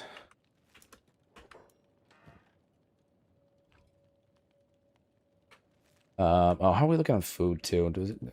I think we're all right. Riel could use a little. Riel could use a little. Hey, how's it going? I'm currently sitting at top of the 500,000 gallon fertilizer tank, working a light, lurking a light night. You having an all right night? Listen, we're doing good. We're doing good. We're doing good. It's going. Hopefully one day they'll make stories for characters or factions for Kenshi 2. I guess it's where you'll come in. I mean, they have like an actual lore Bible for Kenshi 2, unlike in Kenshi 1. Kenshi 1, like I said, it was kind of like a mix of light lore that was written towards the end of development, but a lot of the initial factions that were written or that were thrown in, or some of the minor factions, were originally like Rule of Cool stuff and things like that. It wasn't until they started building like the main world, because there's the old world and then there's the actual like the new world, right? Like the world we see as Kenshi now. That they started really putting together a lot of the lore. So kind of a mixed bag. Kenshi 2, though, right from the beginning, will have a lore Bible. So we'll take care of that. Go to the Phoenix and convince him to garrison the hub. Oh, he'll garrison the hub once we take down some of the Shek cities and stuff. Once we take some of that stuff over. All right, what we need to do now is exterior. Where is it? Burning Stake. We got to get a little ways away. little ways away. Top of the mountain here. Top of the mountain. Top of the mountain, Toya. All right. Come on up here. You guys remember George? I remember George. I miss George. He was a good boy. George was a good boy. He was the best boy. I'm glad they have a Kenshi Bible going forward. There's a lot to keep up with and keeping consistency. Yeah, I'm really excited about it because it'll honestly, the fact that there's going to be a lore Bible will make my life piecing things together way easier because there will be less inconsistencies with creating the theories and all that kind of stuff. So I'm excited about it. Less inconsistencies that maybe have to be ironed out or anything like that. So it's gonna be cool. It's gonna be really cool. Very excited about it. All right.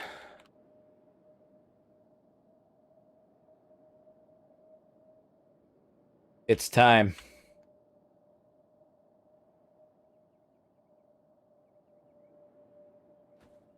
It is time. Griffin, get over here and build this thing.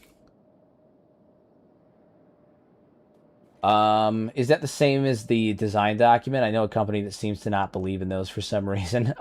Sort of. So the lore Bible is just basically the design document generally has like the plot of the game and you know, some of the features and the overall story and all of that stuff. The lore Bible is like a written account of all of the lore for the game.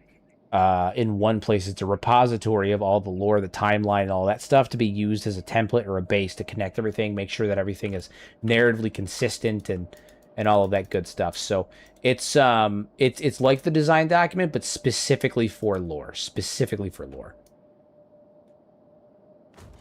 All right, we're gonna say our goodbyes to Frosty. We're gonna say our goodbyes, my good man. Unfortunately, I'm sorry to tell you.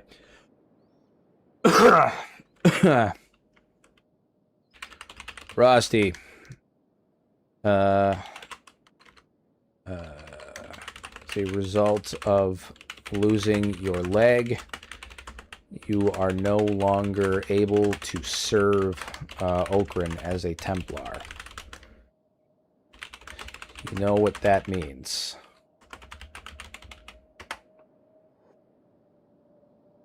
I know a cripple can't swing a cleaver. Do what you have to, Commander. It's been an honor. Let's see. Shall see you at Okran's side once this war is over. Frosty left your squad. Yes, he did. Yes, he did. That's not what I meant. He left. That's not what I was trying to do. But we're just going to add him back in for just half a second so I can pick him up. All right. We're going to sound off. Men.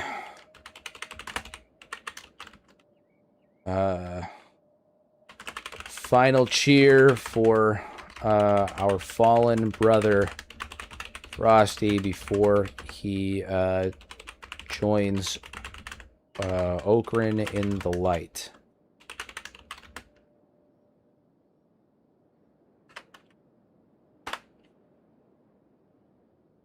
Final cheer for our brother. Final cheer. See you in the light, Frosty. Try to get a good spot by the fire. His sacrifice is recorded. Okran welcomes the faithful blade. All right. And so it begins. So it begins.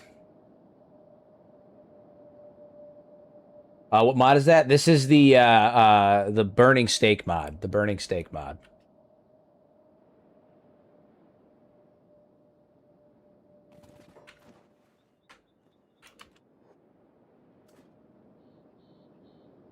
And there he will sit.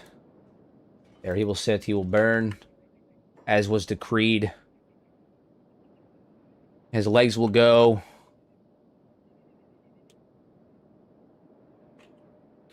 This is the end of our comrade. This is the end. He served us well. He served us well. He was a good man. He was a good man. But you know, what are you gonna do? Someone start playing the bagpipes. Everybody, F in chat. Everybody, F in chat for our fallen comrade. Oh, the part where you type. Oh, that's Sentient Sands. Sentient Sands. F in chat for Frosty, for our fallen comrade. Goodbye. Goodbye, homie. We'll speed this up. I want a sea of Fs, everybody. A sea of Fs for our fallen homie.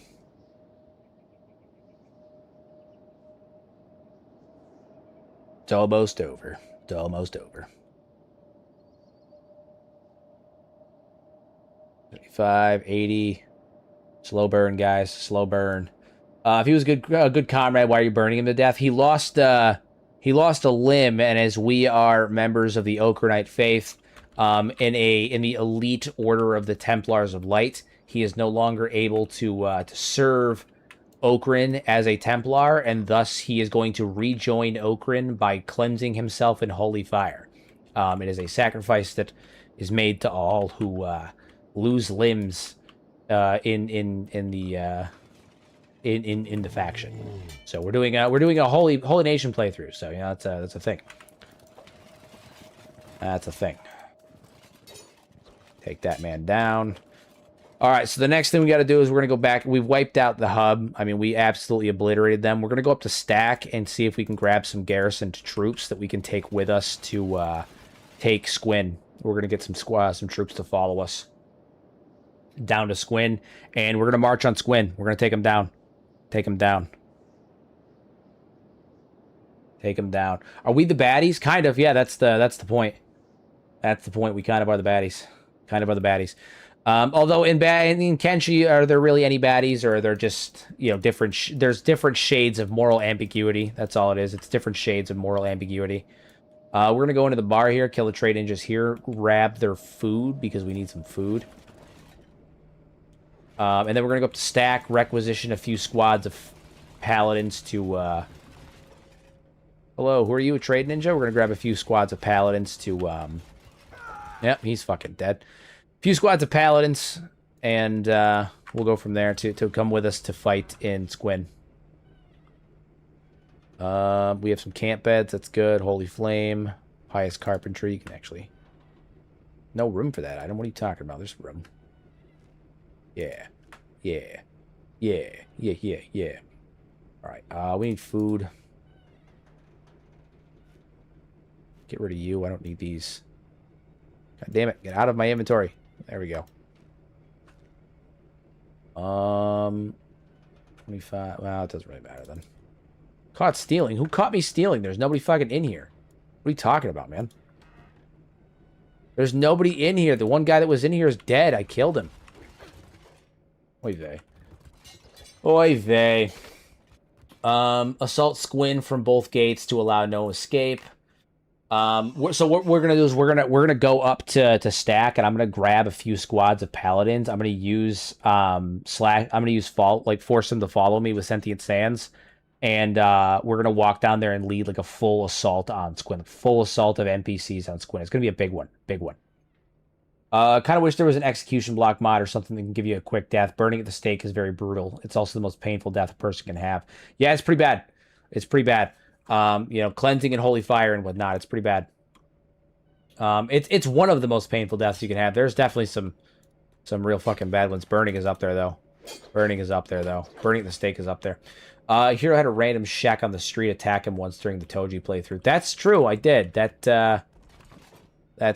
there.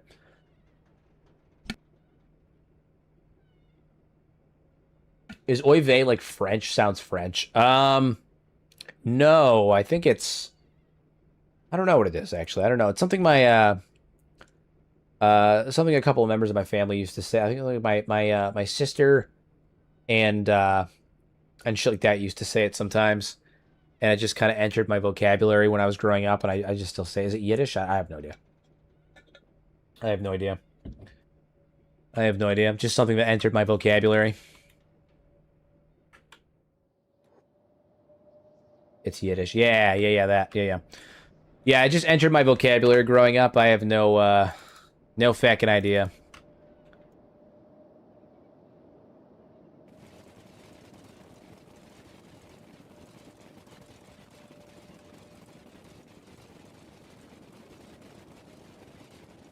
Is your family Yiddish? No.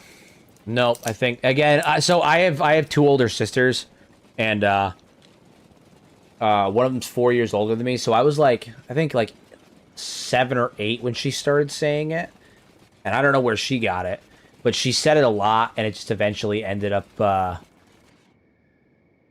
just like becoming part of my vocabulary growing up, and now I just say it too, you know. So I don't know.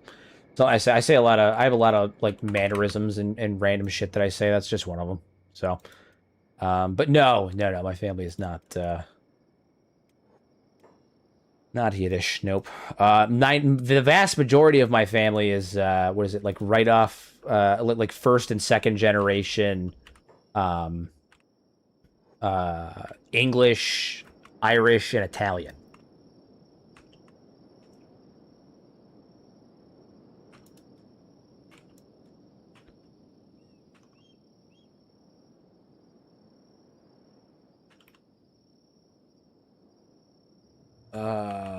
Okay. Today's classic Yiddish phrase used to express dismay, exasperation, or grief, literally translating to "oh whoa." Yeah, yeah. North or South Italy? Third. What is it? It's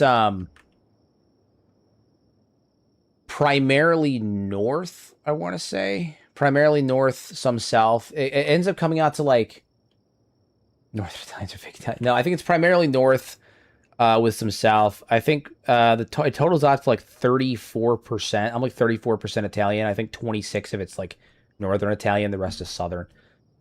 And a lot of my family comes right from Italy and Italy, Ireland, and England. Yeah. Woo. Goose fraba. Yeah, I say that one too. I say goose fraba a lot too. Oy vey, goose fraba, oh boy. I'm sure there's more. Can't think of any off the top of my head. I'm sure my wife could probably point out a few of the funny words that I say. Oh,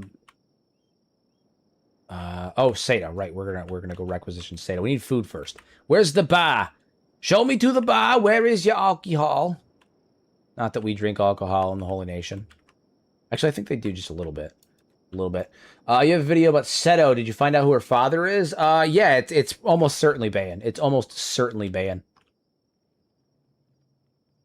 I've heard a lot of them repeatedly trying to match captions. I'm so sorry, Sayan. I'm so sorry. I'm so sorry that you repeatedly have to try and figure out what the fuck I'm talking about.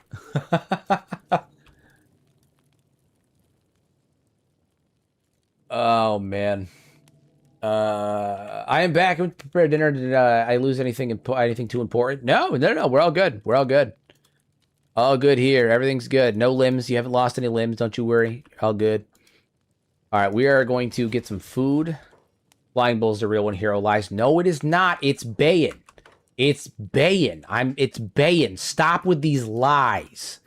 With this utter... Everyone just wants it to be Bull because they want me to be annoyed. It's not Bull. Bull is a filthy Shagger fanboy. That's all it is. He's a filthy, degenerate Shagger fanboy. That's all it is. Flying Bull's the leader of Krull's Chosen. Yeah, he's the leader of Krull's Chosen. Bayan sat in the stool and watched. Are you saying that you're saying that Bayan's a cuck? Because probably, but that's not really important right now. Oh man, I had to look up Arishka Hargitay to match the spelling because of the caption. Couldn't figure out that one's not a mannerism. That's me making a reference to Love Guru. I'm so sorry, saying. Man, but isn't Bayan 2 on the nose? It's actually no. They know that it's not Bull. They're just memeing because they know that I'm like that I hate Bull.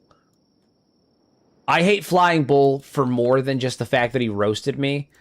I hate Flying Bull because he's literally just a giant Shagger fanboy, and for the longest time, me along with everybody else was convinced that he used to be one of the 5 Invincibles. And that, like, he used to be in a position of power, right? And so that would make his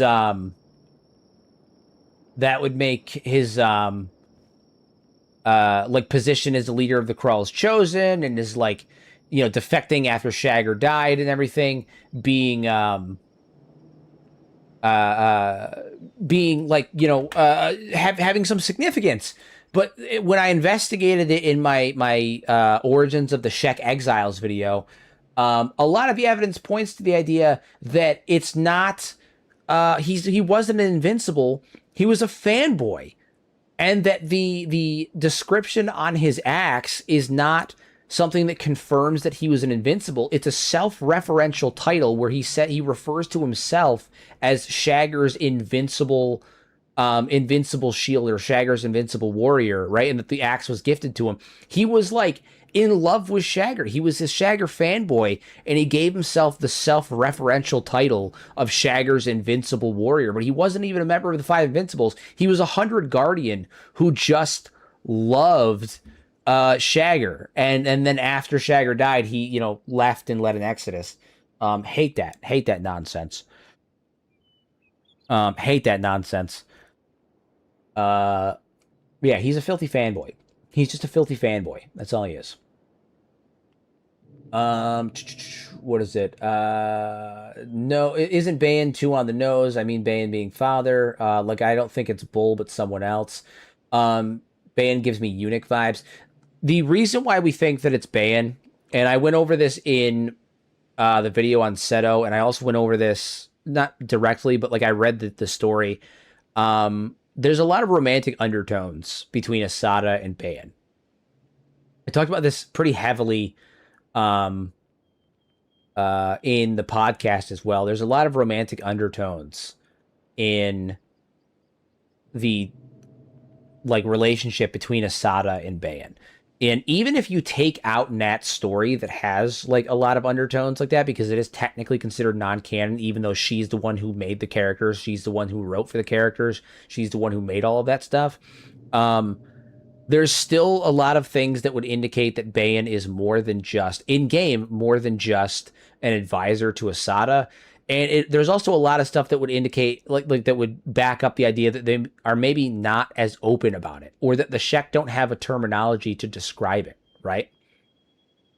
They're a society that really only focuses on violence and conflict. Their entire society is based around conflict and fighting and war.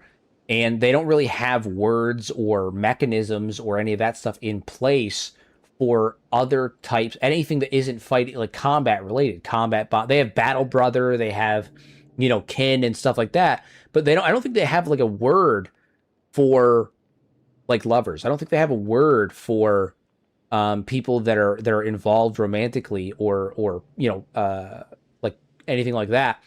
And so she refers to Bayan as her sheath. The one that tempers her, the one that keeps her from becoming, self-destructive and violent. And in my mind, they can't, like that is the most intimate thing that a warrior culture of illiterate warriors too. Let me clarify that too. That a culture of illiterate warriors could deem somebody else. That's the most intimate thing they could be. If I'm the sword and you're my sheath, that is the most intimate thing you could be as a warrior, especially for a warrior that has no concept of any kind of relationship or anything like that. Additionally, it would explain, if you follow the line of my Seto video, why Seto is more balanced, why she is being raised that way. I think that Bayan is most definitely Seto's father.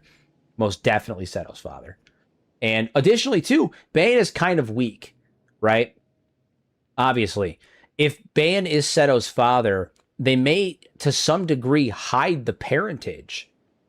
Hide the fact that Seto is the father, because you have to imagine the Shek typically probably only mate with other strong warriors, right? Like if you are a Shek female and you want to mate with a Shek male, you want to find one that is going to be stronger, like a strong warrior, right? To pass on those warrior genes, right? You would only commit yourself to a strong warrior. So if Asada ended up having some kind of relationship or having a child with Bayan, who's considered to be a weak warrior, you'd think that, granted, because she sees him as more than that, he's an intellectual that she finds interesting, fascinating, and his temperament to be beneficial outside of combat. And they also seem to have some kind of a relationship or a bond that exists beyond just the pretense of combat. You'd think that they may want to hide that parentage because it could be used against Asada to challenge her authority and position, but also because it would go against the cultural norms of the Shek, right? The Shek are not allowed to, like, it would look bad if the queen of the Shek ended up having a child with a weak warrior like Bayan, that ended up becoming disgraced. Like that's horrifying. So they may hide the parentage as well. That could potentially be an issue as well. My thinking is that Asada is more about duty and Bayan idolizes her. So even if they were romantically involved, it doesn't mean they were physically. I don't know. Again, it's all point of interpretation. It's all possible. What about the other dude, Mukai the Mountain? Nah, Mukai was a Shagger fanboy too. Mukai's a Shagger fundamentalist that chose to leave the Five Invincibles when Asada took over because he fundamentally aligned with Shagger as far as we can tell. He was one of Shagger's Five Invincibles and he left after Shagger died. He went into exile. He only comes back after Asada dies because he's strong enough to assume the throne. He's just weak enough that he can't beat Asada, but if Asada's gone, he becomes the strongest Shek and he takes over. So, and then I'm of the mindset that when he takes over, he gives Squin to Flying Bull because Flying Bull remained loyal to Shagger. That's why if Asada dies, Bull gets Squin, but Mukai takes Admag and takes over the Shek Kingdom. I'm of the mindset that that's what happens because basically what the thought process I have is Asada dies, Mukai shows up, he takes power, he finds Flying Bull and says, hey, you've remained loyal to Shagger all this time. Your reward is that I'm giving you Squin. So, there's that. Okay, all right. It is daytime, so we're going to take the Knight Commander here. We're going to tell Seda. I'm curious as to what Seda's going to say because Seda and Valtina in particular are supposed to really, really hate, really hate Riel when I wrote him. That's the way it's supposed to work with the AI. Does Ghost fit anywhere in this? Ghost was a member of the 100 Guardians who was, like, based on what we can tell with stats and all that stuff, was likely being groomed to become a member of the Five Invincibles, but lost when fighting Gorillo, the head of the Gorillo Bandits, lost a fight to Gorillo and was basically banished as an exile as a result of that. So,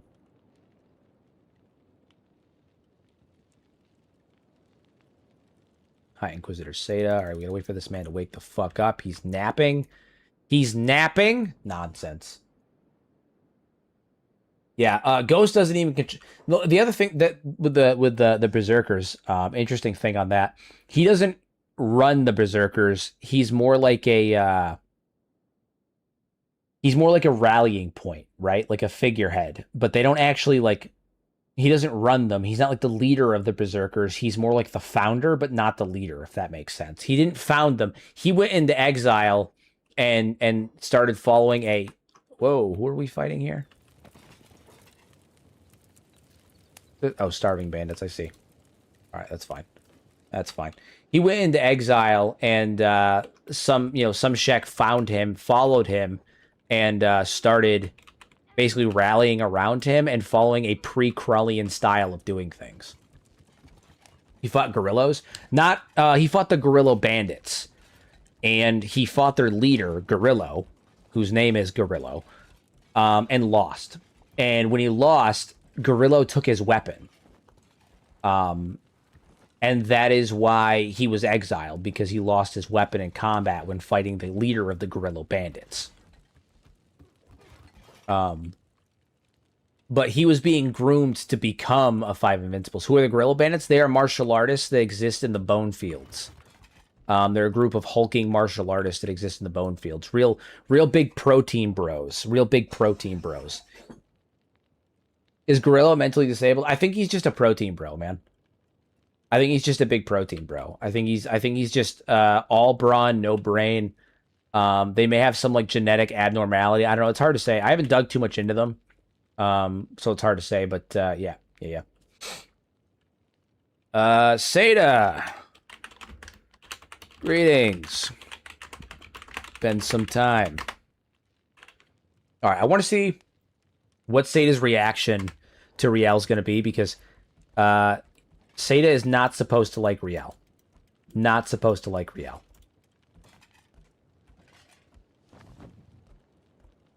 He looks inbred. Yeah, well, that's kind of the thing, right? I think they are. I think that they are. I think that's part of it, is that they are. I think that they're all just like breeding between each other, and they're only breeding with the ones that are the strongest, and eventually you just end up with a bunch of hulking monstrosities that are inbred and all that other kind of stuff. Also, saying I forgot to tell you, but I want to tell you because I think you'll think it's funny.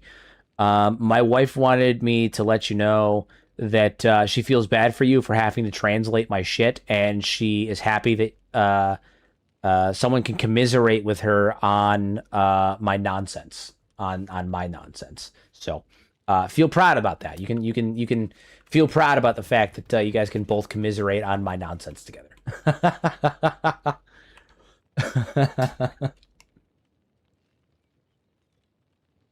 This was in regard to the subtitle thing. You're talking to him on a first name basis. It should probably be High Inquisitor. Oh, technically Riel has a higher station than him. Knight Commander Riel, and also they hate each other, so that's part of it. I thought she was going to talk about my gurgler stuff.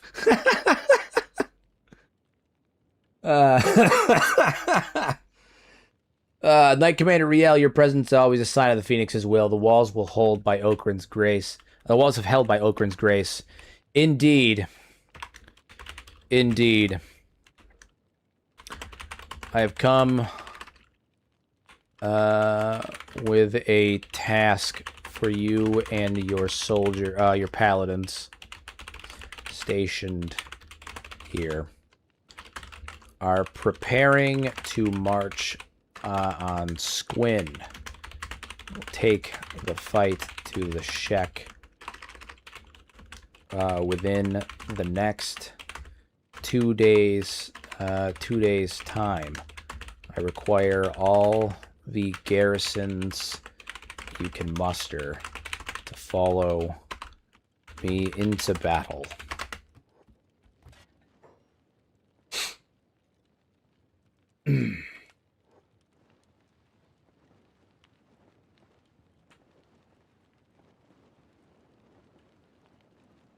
See how that goes. Am I yelling right now? I am yelling. That's funny. Squin, a thorn in our side. The Stolen Golem has made them bold. My garrison will march with you, Knight Commander. Glory to the Phoenix. Good. Take the city by week's end. Good. All right, so we have permission now. So what we're going to do, your faith is a credit to the Flame Commander. I will have my captains ready the men and supplies. Good. All right, so now what we're going to do, why are my guys out here fighting? Who are they fighting? Still more starving bandits? Is that what it is? Oh, we're killing Shinobi thieves.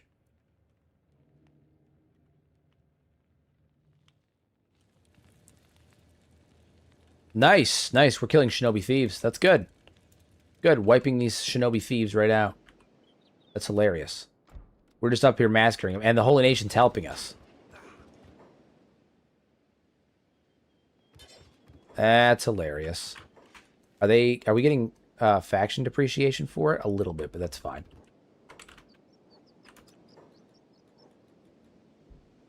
A little bit, but that's fine. All right, so everybody get back over here. Did you do lore videos on them? I haven't done any lore videos on the Guerrilla Bandits yet. No, no.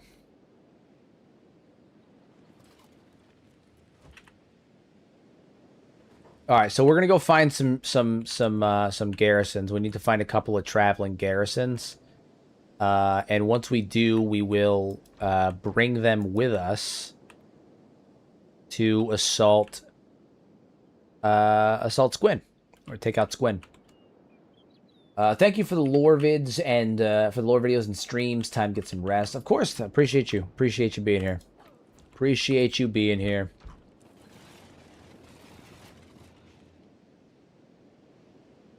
Ideally, I'm going to find a couple of... well, fuck it. We'll start grabbing some of these guys. We'll start grabbing some of these guys. Follow. Follow. I'm gonna copy and paste this. I like to find a garrison so I can just get their leader to follow me instead of having to get them all to follow me. But I am gonna grab a couple of these inquisitors to come with too.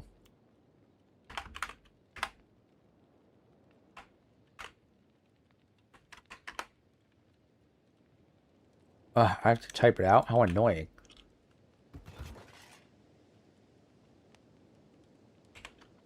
How annoying. I don't want to.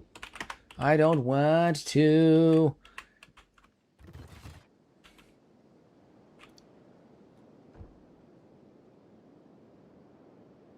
Quartermaster screaming about rations again. Well, you know, these rations are important, I'm told.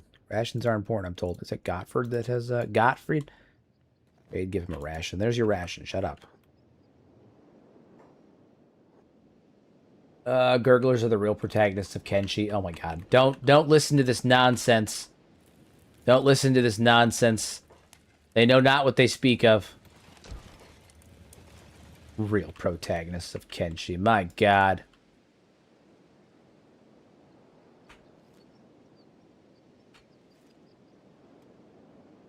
You know what we're going to do? We're going to come back over here. Is what we're going to do. We're going to come back over this way. And I'm going to send Riel to run throughout here real fast and grab a couple of garrisons. Grab a couple garrisons. Okay. Next to your wife, I've probably picked up so many of your... I probably picked up on so many of your cadences. I can often tell the end of the segment because of the way you say things. And repeat your final statement. Don't be mean to me. Don't be mean to me. I have speech quirks that I don't know about, okay?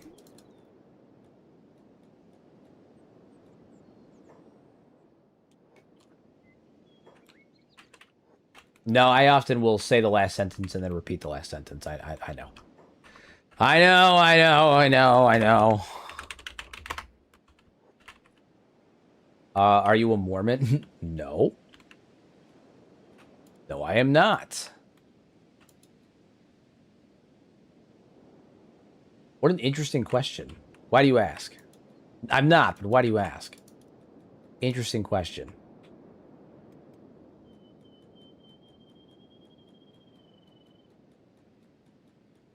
You know, I got this garrison and half of them just got eaten by fucking bone dogs. Fools. Fools. Came out of nowhere. I know, very, very out of nowhere. Out of nowhere.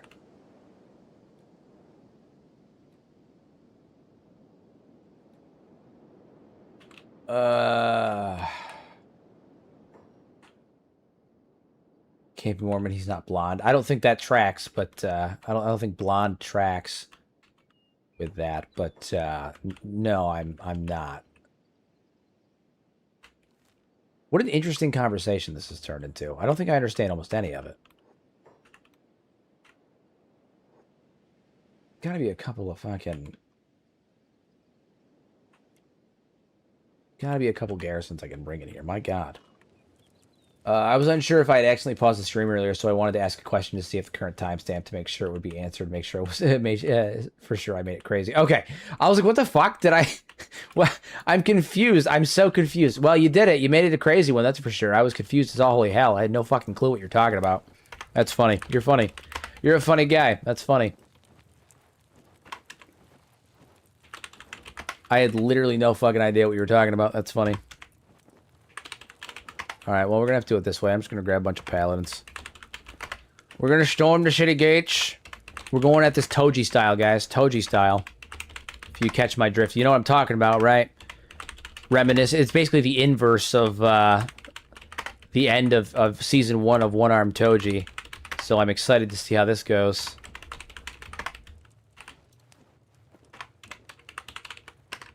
We're going at this Toji style.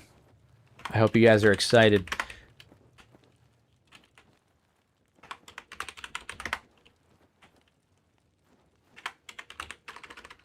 Is that like the deepest in deepest from Wildermyth? Yeah. The end of the Holy Nation is coming. I don't know, man. It's funny because that's what happened when with One Arm Toji. We went to war and it ended up causing the end of the Shek Kingdom. That's funny. Inadvertently wasn't the intention, but you know, these things have been known to happen. Where are these paladins at?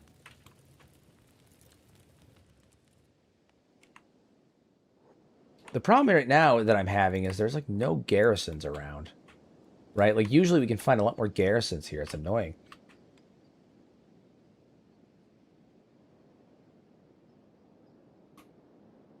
Blister Hill's going to be taken during this assault. Well, no, because I'm not going to take any of the primary attacks, though.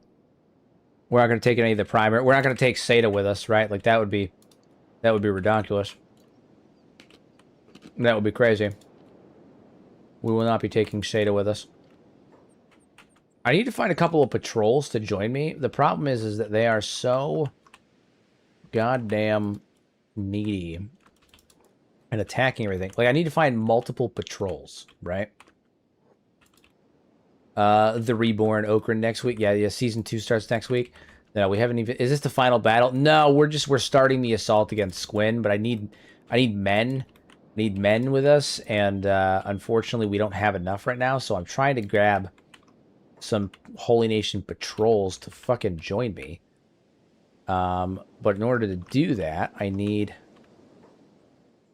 these nomads. Goddamn, I need to find them. And for some reason, as soon as I need Holy Nation patrols, there's none around. I don't really know how that works. Having bad. Yeah, as soon as I need a bunch of Holy Nation patrols, suddenly I can't find a fucking one of them. Toji's constantly getting people eaten and calling himself a hero. He did do that. Yeah, that. I'm not even gonna skirt that one. That's what happened on that. He did do that quite a bit. Oh, guys, I just was reminded by Streamlabs. Good old Streamlabs reminding me of things. We're doing another episode of the podcast tomorrow. So, you know, gear up for that. 1:30 p.m. EST tomorrow, guys. Another episode of the podcast. 2 in 1 week. Isn't that fucking cool? Isn't that freaking cool, guys? 2 in 1 week. 2 in 1 week. Yeah, we're doing another episode of the podcast tomorrow. So, Pato and I will be live tomorrow on Tengu's Vault. What do you think would happen if you complained saying Seda offended you and in turn the Phoenix himself? Oh, I don't know. I wonder what would happen if I complained to the Phoenix. Would he sanction me to kill Seda? Would he sanction me? To put him down? Be funny. Who knows? Can you play 3 people with the co-op mod? No, currently it's only fit for 2. 3 is... so the mod author said 3 is technically possible in the future, but he doesn't have it implemented yet because there's like synchronizing 2 people is already hard enough. Getting it to synchronize for 3 would be a pain in the ass. There's a lot of variables to think about. With that being said, he did say that once he's done with 2, he might consider doing more, but you know.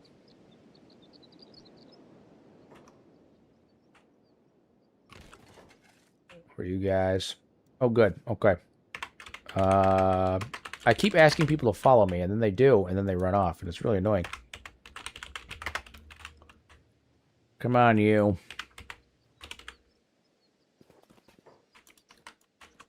Witness me.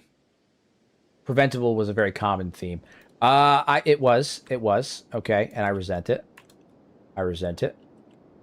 They were not preventable deaths. They were deaths that happened. That there was nothing I could do to save them. They knew what they signed up for. All the usual shit, you know? Yeah, they knew. They knew.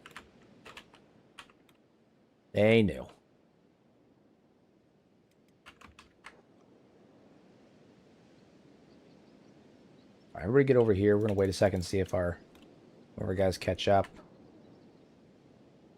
I don't think so. Yeah, I was looking for people to join me, but I couldn't find patrols that were not actively attacking fucking everything. So, maybe not, I guess. Maybe not. That's fine, though. That's fine. We'll just, we'll go start our assault on Squin the other way, you know, I guess. It's fine.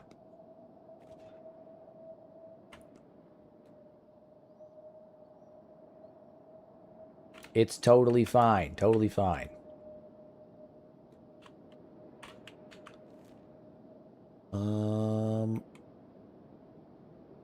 Head down this way. Should be fine. If anyone in the chat hasn't seen Toji, it's one of the best playthroughs. It's arguably one of the best ones that we've done. Yeah, narratively speaking, was really, really good. Can Sentient Sands block world state changes? I don't think so. No, I don't think it has that kind of authority. No. No. I don't believe it has that kind of authority. No. It can influence like squad what is it? Faction relations. It can do all that kind of stuff. You could slash join them and then dismiss them after the battle. Yeah, it's just such a pain in the ass to do it that way because it takes forever. It might be worth it though. You know what? Actually, hold on. Well, here's what we'll do. I have an idea. I will send all of these guys up into the hub. Most of these people are dead. We'll go up into the hub. We'll raid them for food. I'm gonna send Riel back to. We're gonna raid them for food. Send Riel back to stack, and I'll recruit a bunch of them into a squad, and we'll go from there. How long do I usually stream for? I typically stream for until 11:30 Eastern Standard Time, so about 3 hours every Monday through Friday. Sorry, Sunday through Thursday. Monday through Friday is once my kids start school in the fall. You can probably just spawn them in right behind you when you begin the assault. Yeah, but that feels kind of cheap though, doesn't it? Like spawning them in. I mean, if you guys are cool with it, I'll spawn in like 2 squads of them, right? Like it's not a huge world, but it saves me from having to go back and collect them. So, Grant, I say it feels kind of cheap. I'm having them follow me, so yeah. All right, fine, fuck it. We'll go to Squin. We'll go to Squin. And we'll spawn them in to join us. Is that podcast also a stream? Yeah. We stream every other Thursday usually. Though this week we did 2 because we had to bail last week because we had some scheduling stuff that we weren't able to do it for. So we did 2 this week. So we did 1 yesterday, and we're doing another one tomorrow. But yes, it's live. It's also on Spotify as well. We're live on YouTube, and we upload to Spotify usually the same night. So all of the previous podcast episodes are on Spotify as well. So they actually have pretty decent numbers and growing. Given for the fact that we're a really niche video game related podcast on Spotify, we get like 1,000 plays a month right now, and it's actually pretty cool. There's been a handful of people that have told us they found what is it that they found they found our channel because of the podcast, which was interesting. I've had one person tell me they found my channel because of the podcast. I've had people tell me that they listen to the podcast like when they're like off Spotify while they're driving or when they're working out and all that stuff. It's cool. Really cool. Really cool. But tomorrow we're talking about the Hivers tomorrow. We're talking about the race, the Hiver race. Like we just finished the episode we did yesterday. We talked about the Shack. Tomorrow's the Hivers. Talking about ye old Hivers. The ye old Hivers.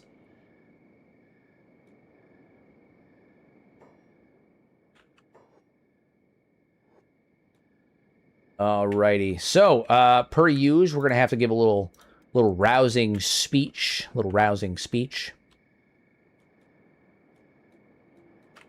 Everybody stop what you're doing. Riel, you head on over here. All right, we're gonna give a little battle speech before we get started.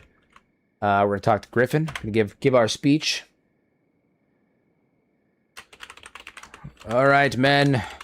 Today we march on Squin. Take this city for the Lord Phoenix. For Okrin. Got to capitalize that. For Okrin. Here. Let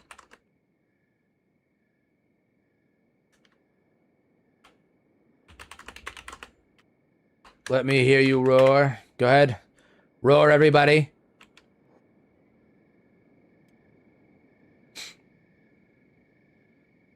Wait for it. Wait for it. The Lord's work awaits. Every beast in Squin will feel the light. It's true. It's true. These guys are fighting. I don't know what they're fighting. Roar, I'll settle for not getting my head caved in by a Shek warrior. Touche. Touche. That's fair. That's fair. That's fair. Alright, so we're going to head on up here, and we're going to get moving. We're going to spawn in... I'm going to spawn in 2 Holy Nation assault squads, right? Because I think that's fair. I think that's a fair amount. Holy Nation. Two assault squads should be enough. Sorry, what did that just say? Asshole squad. What is asshole? This is not me. This isn't vanilla. This is an actual squad in the game. There's an actual squad in the FCS, apparently, called Asshole Squad. I had no fucking idea. That's so funny. I don't know what that is. That's so funny. I have no idea what that is. All right, Holy Assault Strong. We'll do 1. How many is that? That's a lot. That's a lot. That's a good number. That's a good number. Yeah, that's a good number right there. That's a good number. Okay, yeah, we'll run with it. We'll run with it. I think that's a fair number. That's a fair number. Riff Raff. 1 Holy Assault Squad coming up. I had no idea that there was a squad in-game called Asshole Squad. That's so funny. That's so funny.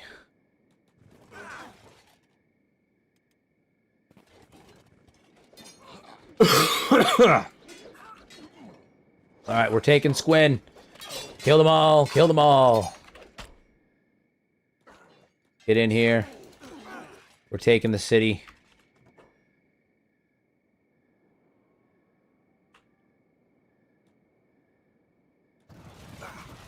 The wall, the wall. We will make sure they all fall.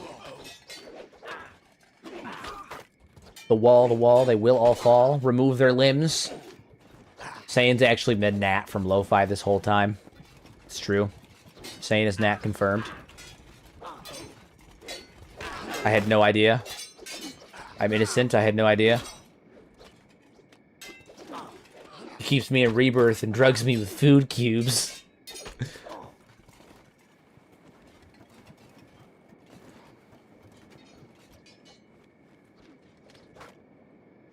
I don't know who that is. Nat's the lead writer for Lo-Fi, and also Chris's sister.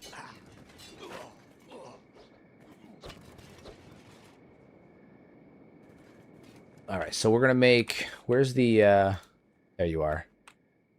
You're in standing. All right, so this is the leader of the whole thing. So you right there, Eric. So we're gonna have you follow. You're gonna follow me. Fantastic. All right, so let's go. Let's go. We've got people to Moida. People to Moida. We've got Shek to demolish. So a lot of Shek warriors in here that are actively doing things. There we go. All right, so they should be running in. They should be running in en masse now. Yes. Into the city, please. Any second now. Any second now. There we go. All right. Riel's in here just carving away. Removing limbs like it's nobody's business. You guys see that twirl there? That was a good twirl. Good twirl. There's not a lot of defense happening here. I really expected this to be a lot harder of a fight. If it's going to be this easy, we may charge AdMag tonight too. Fuck it. Let's go. Let's get it. May charge AdMag tonight too. Who knows? We'll have the whole the assault squad come with us, and we'll just charge AdMag. Run right in and finish this shit. Riel said Squin, and in actuality, he's just going to take the whole damn place. Take the whole damn place. My god, they don't stand a fucking chance. Riel's killing it. So will you do, so will you lore videos too, Saiyan? Oh, okay, you're talking to Saiyan. Blink twice if you need help, Saiyan. Shek warriors. Attack Kang. We're gonna kill Kang. Boom. Kang is dead. No, Kang's not dead, but I removed his leg. He's useless. I crippled him. His life is over. Shek Kingdom Guard. Margaret. Margaret ain't got no arm. Kang's been crippled. Nope, Kang is dead. We killed Kang.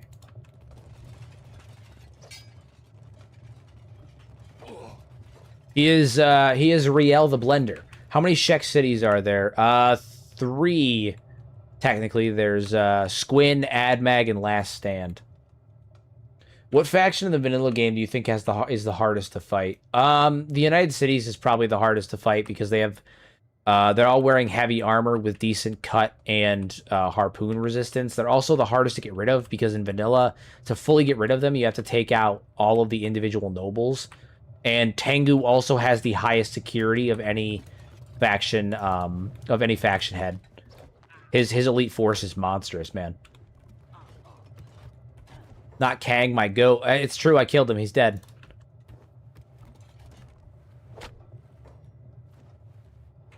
I killed him. He's dead. Kill them all. All of the Shek. The Shek shall all fall. That's what they get. It's what they get in this playthrough. It's what they get in this playthrough. We're running into every building, every bar, every building, all the men, the women, the children. Can only Hero do lore? I mean, no, anybody can do lore, you know? Anyone can do it. I've been doing it for 6 years now. But I just did it because I did it because I was interested in it, and it just kind of took off, and now it's my job. Now it's my job. I am about to commit a great crime. I am going to kill Ruka. I have killed Ruka. Fucking decapitated her. Oh my god. Back of the head decapitated. If heads could be removed, she would have none. She would have none. He just did a spinning slice to the back of her neck and ripped her fucking head off. Oh my god. Devastation.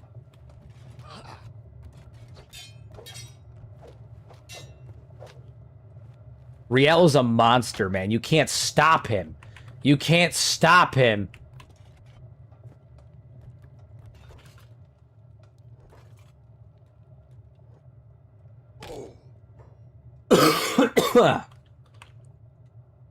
The Barshek take a racial genocide pretty well. They're completely unbothered, moisturized their lane. Yeah, they're just kind of like sitting there drinking. Look at, she's still sitting there drinking, bummed out. She's like, oh yeah, you know, it's just another day, just another, it's fine. Don't worry about it. Oh, she's dead. This should be interesting as she walks casually. She's a corpse now. It's because they're drifters. A lot of the drifters don't care. This is one of those horrible things that happen in characters in my story. But I'm not the one who did the horrible things to them, so I'm jealous. It's true. It's true. They just accept their death. What are you gonna do against Riel the Delimmer? You know. What are you gonna do against Riel the Delimmer? That's what he does, dude. His damage is fucking crazy, absolutely crazy. His gear's not even that fucking busted. It's just a saber class, and he's got 120% armor pen. I feel like there's not as much resistance in this city, which I find odd because, I don't know, like there should be more fucking resistance in the city. Were they all just out fighting somebody else? Like, what is happening? I feel like there was not much fighting happening in this city. Like, they kind of just didn't engage. Granted, also, like, that we have NPCs that were going through fighting and stuff, but, why does this saber have 120% pen? Because that's the way they made it, man. I don't know. That's what they made it. But the damage is not bad. It's 0.98, 0.12, only 0.9 blood loss. But it's got 120 pen, plus 2 defense, and then plus 20% against humans. So he's just a beast. He's just a beast. He's just a beast. Yeah, this city was they're not really fighting too hard in this city. I feel like this was kind of a letdown in terms of the defense. I think Admag's we're gonna have to try Admag because I'm not convinced. I'd almost summon some Shek warriors to make it fair. Yeah, I mean we kind of just butchered this whole place. My God, they didn't stand a fucking chance. I have nothing. All right, we're gonna go to AdMag. We're gonna go to AdMag. This was a letdown. This was a letdown of a fight.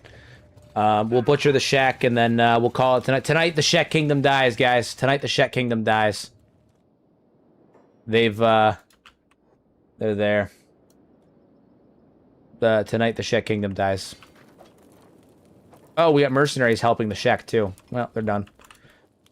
Asada is fucked at this rate. I mean, we're only gonna bring the Holy Nation that are with us too. Like we're not gonna bring extra. We're gonna bring the squad of Holy Nation that are with us, and that's that. That's it. They should be following us here soon.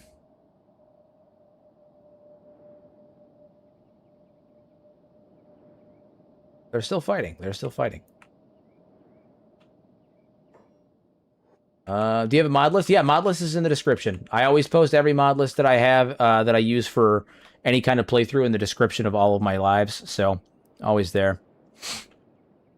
Always there. What are you guys doing? What are you doing, you beautiful bastards? Following the leader. Yeah, they're just not much of a fight was being put up here. Wait for it. Wait for it. You guys coming with us?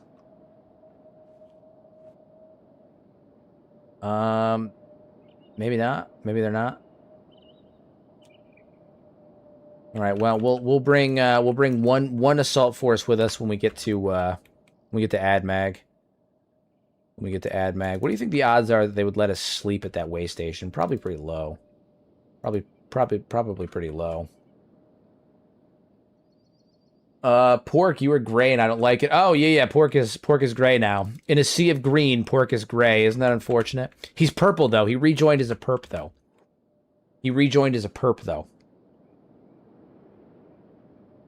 Pretty terrible? I think it's probably pretty terrible, too, yeah. Yeah, I think the odds are probably pretty terrible. Probably pretty terrible. Could leave them as a makeshift garrison and spawn a new one in AdMag. That's kind of the vibe that I was thinking. Probably kind of the vibe I was thinking. All right, then we're gonna have to drop a couple of. Well, what are we looking at for health? You need to heal. You need to heal. Yeah, a couple small ones. All right, it's fine. If AdMag turns out to be depressing, I might summon some reinforcements for the Shek just for the sake of having something visually appealing, some visually stunning combat. You know, I can't abide by such trifles. So, you know, if that's the case, you know. You think the bone armor grows everywhere? Maybe. Hard to say. All right, we have 2 camp beds with us, thankfully. You were supposed to destroy the hero, not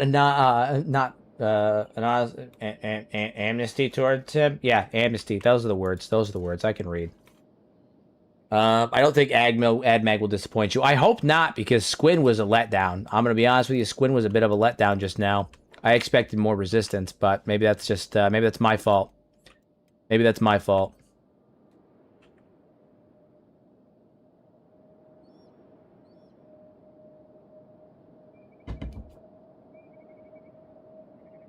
Maybe that's my fault. Poor Squin got steamrolled. They did. It was a letdown. I really thought it was going to be more. How the clerks and scribes doing? I mean, they're working. They're doing stuff, sitting around. Scribe, same thing. Operating machine. I'm assuming he's sitting in his chair. Yeah, sitting in his chair, doing his thing. Slaves are out there slaving. That's what they do. You know, making stuff. So it's good. Good. Actually, you know what I should do? Should pop back here momentarily. They probably got a couple of good hauls. Yeah, we got a couple good hauls here. Oh, fuck. What is this? Starving bandits. Trade caravans. Oh, trade caravan will deal with them. Door is open. We're being attacked by... Oh, the Holy Nation's ripping our door open. Am I crashing? I crashed. Damn you!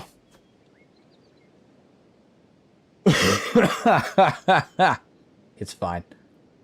Alright, it'll save and then I'll reload. Bastards. Because I jumped all the way back here. I knew it was going to happen. I knew it. Well, hold on. We gotta reload. We gotta reload, everybody. We gotta reload. We crashed. Pork, why'd you do this? Even gray, my power is still present. Pork, why you doing this, man? It's all right, Pork. I'll take credit for it. The game is trying to protect the Shek from Okran's wrath. It will not work. It will not work. It shall not. Ugh. It shan't. It shan't. All right, we'll reload in, and then we'll commit great crime against the Shek people. The Shek people, the people of the Shek people.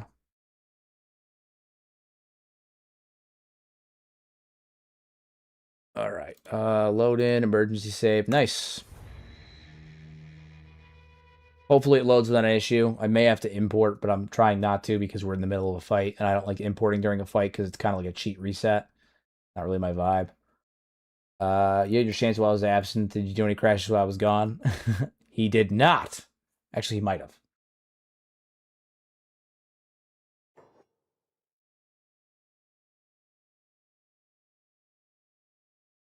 I just asked about seeing the slaves. Probably our powers combined. Oh, the mythos. The mythos continues to grow. Excuse me. The mythos continues to grow.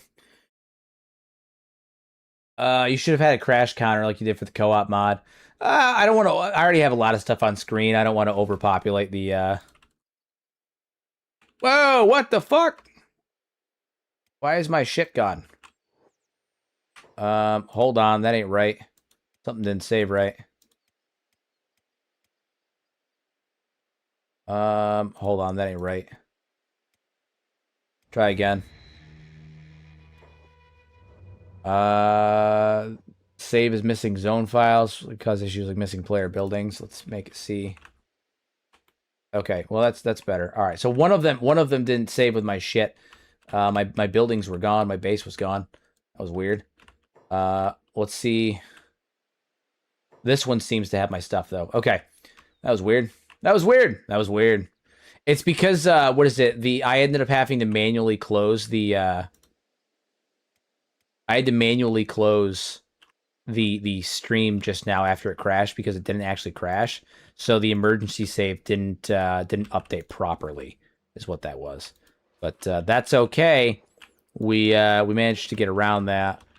The other emergency save seemed to have worked, so that was good. That was good. That was real close. I almost had a meltdown. Almost had a minor meltdown there, but we're fine now. It's all fine.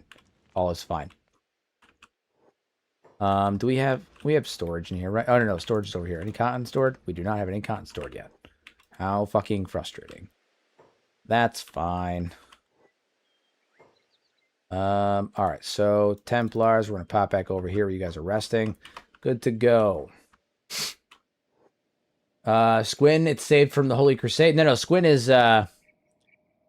dead. We took Squin. We killed everyone there. We destroyed our enemies. Drove them from our lands, felt the lamentations of their women, as Peter would say.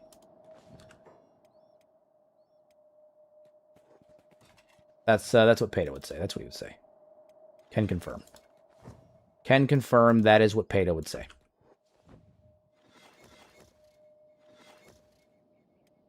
Yo, did we already eat all the food that we grabbed? We grabbed a bunch of food a little while ago. Did we eat it all? No, we didn't. There we go. There we go. Samuel, farm trader. All right. Strong bad reference. Okay. We just need to rest up one more. Samuel, go there. Cassius, you hop in here. Good to go. Rest up just quick, and then we'll go. We have to get the pump, as Peter would say. Indeed. This fan base is weird. I like it though. I don't understand what's going on.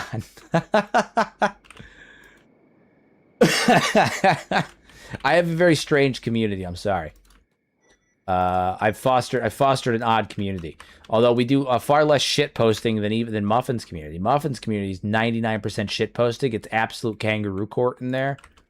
So, you know, could be different. Could be different. All right, so we're headed to AdMag. We're gonna siege AdMag. I need a proper challenge. Proper challenge. Squin did not fulfill my desires, my needs. Squin did not fulfill my needs. So we're going to AdMag. We're gonna take him down. We're gonna show him what for. Show him how we do things over in the OKV. Get it? Over in Oakran's Valley. I'll see myself out. It's funny. It's funny. I did a funny thing. I said a funny thing just now and nobody laughed. It's fine. Don't worry about it.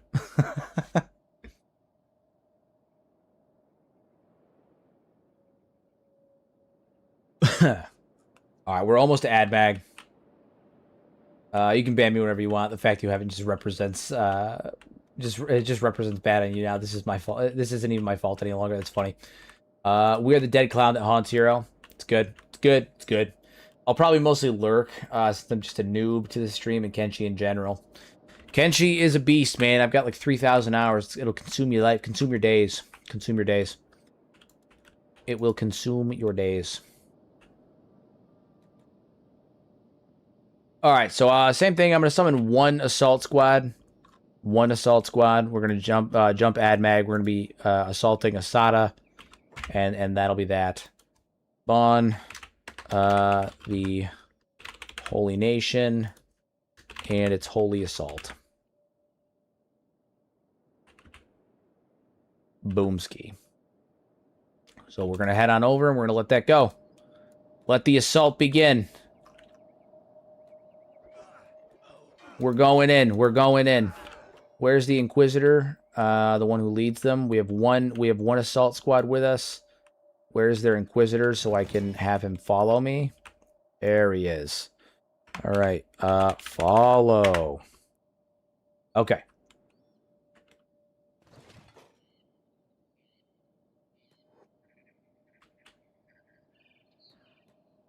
Head on up. So we're going up. State your hours. 2,900. Just under 3,000 right now. Just under 3,000. I'll crush your bones, flat skin. My God. My God. 300 of pork sours and Kenshi are actually just him breaking my stream.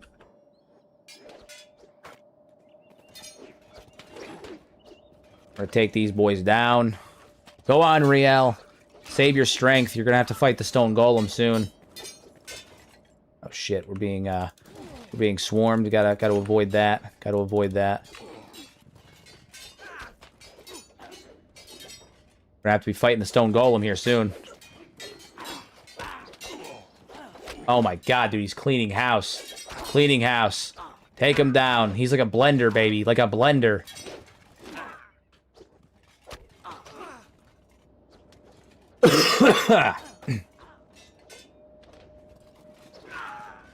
How are our warriors out here doing? They're still fighting out here. That's helpful-ish. Griffin, bro, what the fuck, man? You got locked up? That's not good. Have to deal with that. It's alright, we'll free you, brother. We will free you, brother. Give me your oats, brother.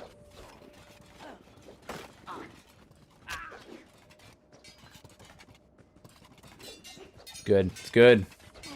Good. What's the plan for Asada when you capture her? I'm going to, I'm probably going to bring her to the Phoenix, but I also may just burn her at the stake. We're already max alliedship with the Phoenix, and we already get a stipend from him, too, so, like, not like we really need the money, the reward money. So I may just burn her at the stake. Alright, everybody here, heal up. It's good. Let's head on up. May just burn her at the stake. Happening out here. We gotta let's head back here. Actually, we need to get these guys down. Come on, head on up here, guys. Head on up here. Who the fuck? Oh damn! Oh damn!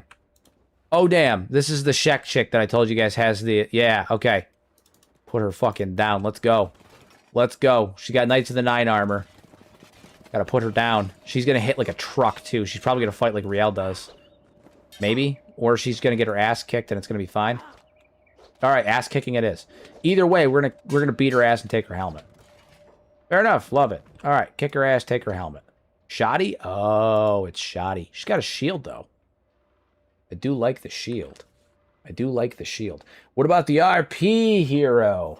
I mean, the RP is that we stormed the gates of Admag. We took the Shek Queen, threw her on a post and burned her at the stake. You know, that's kind of the thing. I just had a menial image of Riel being Stannis and Asada saying I'd have a better chance seducing his bone dog. She got a shield. She got a shield. I like the shield. Shields are pretty cool. Shields are pretty cool. Maybe we'll take the shield. Why does she have iron plates? It's weird. Weird. She's also got this big, heavy weapon here. Maybe we'll take the heavy weapon. Maybe we'll take the heavy. Yeah, big old heavy weapon. Nice. Knight Commander Riel with his big old heavy sword that I don't think he's even remotely equipped to use because he's got a 5 heavy. But we'll give that to Griffin, maybe? Maybe we'll give it to Griffin. Maybe we'll give it to Griffin. Can I fit this in my inventory if it was straight up and down? I can. Okay. Yeah, we need to go free Griffin. Everybody else go fight. I'm gonna go free Griffin. We'll give this weapon to him. Go, go, go. Go, go, go. Where is he locked up? He's locked up in this tower? That's very odd. Oh, there's a lot of Shek in here. A lot of Shek in here. I'm not equipped to fight them with this weapon. Shit. Shit. Alright, we'll, shit, what do we do here? Who's got a bag? Godfrey here. We'll trade it with him, throw it in his inventory temporarily. That way I can go back to using my saber. Are our allies headed in here yet? Yeah. Yeah, they are. Good. Good, good, good. We've got allies coming in. Alright, we're going to need it for when we fight Asada. The stone golem's coming. She's a-coming. 5 invincibles. We got to take them down, too. Take her down. Let's go.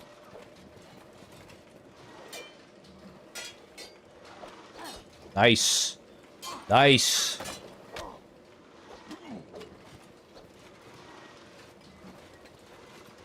$30. All 2s, my guy. Oh, you fucking beast.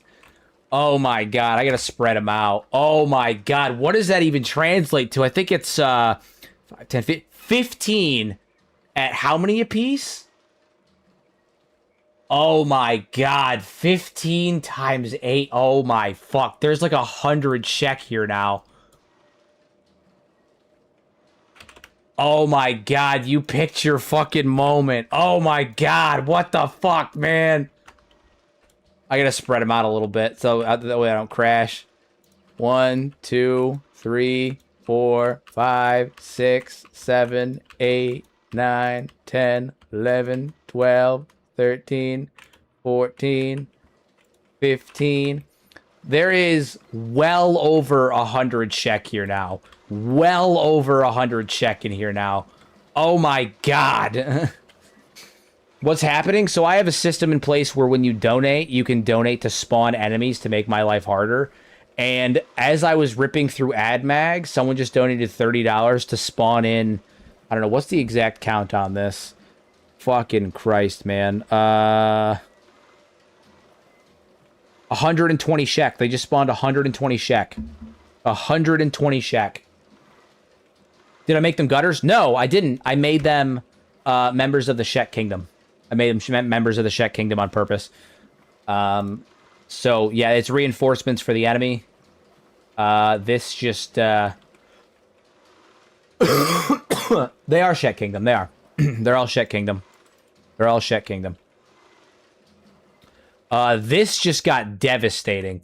This just got devastating. Oh my God. We need these guys to get the fuck back in here now.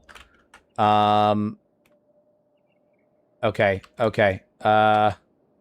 Okay. I'm scared. I am scared. And they're rushing in. 120 Shek, baby. Oh, it's about to get fucking bad. It's about to get real bad. The horde is coming. The horde is coming. Gear up, boys. Fight, Riel, fight. Oh my god, does this helmet affect his attack at all? It does. It drops his attack a tiny bit. Take the helmet off. Take the helmet off. We can do this. Take the helmet off. We need to de-limbs. Come on. You're Riel the Butcher, man. You remove limbs like it's nobody's business, you filthy little blender. Oh my lord. Oh my god. There's so many of them. We're overwhelmed. Oh god.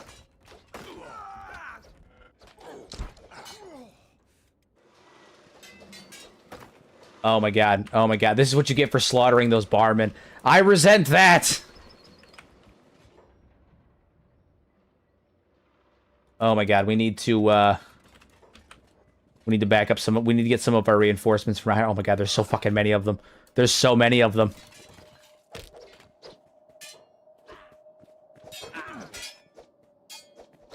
Oh god damn. Riel's down. Riel is down.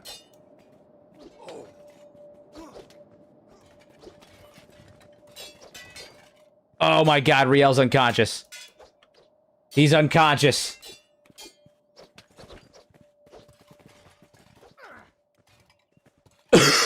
And he's been oh god, he's been kidnapped. Gotfield, get over here and save his ass.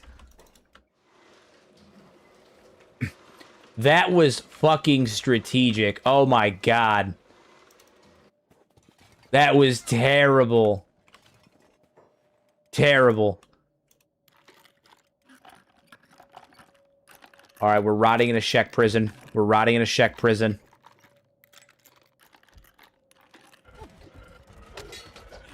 Fight, boys, fight! Oh my god. Oh my god. Reinforcements, all twos, but Holy Nation. I don't have a Holy Nation spawn, but what I will do is... here's what I do. I don't have a pre-made spawn for the Holy Nation, but what I can do is...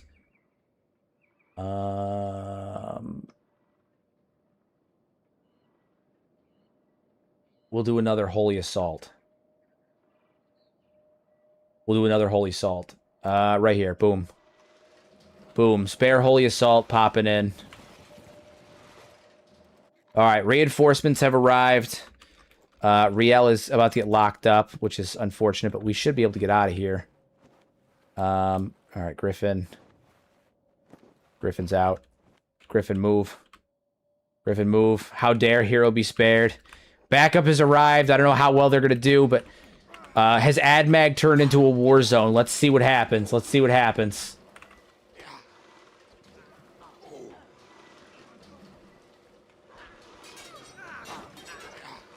AdMag has become a war zone. It has, in fact, become a war zone. Crazy stuff, crazy stuff. Okay.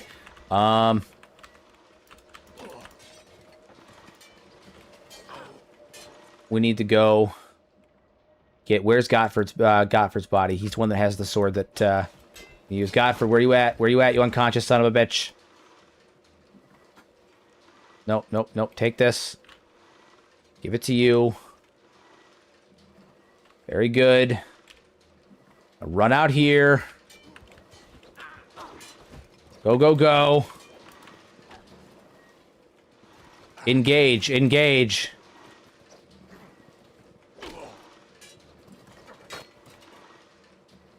All right, you need to heal yourself up firstly.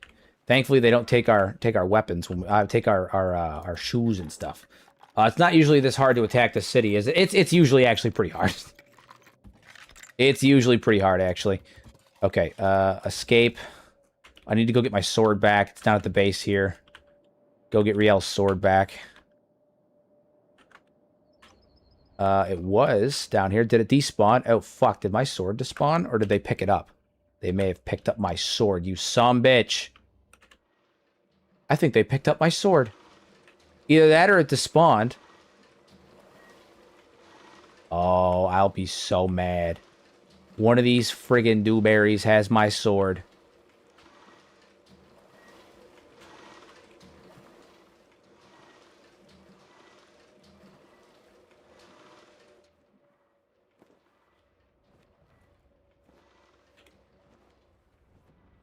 Yeah, I think either one of them's running around with my sword or it despawned, which would be really annoying. Really annoying. All right, well, on the upside, we have backups. I'm not quite as effective with them, but I have them.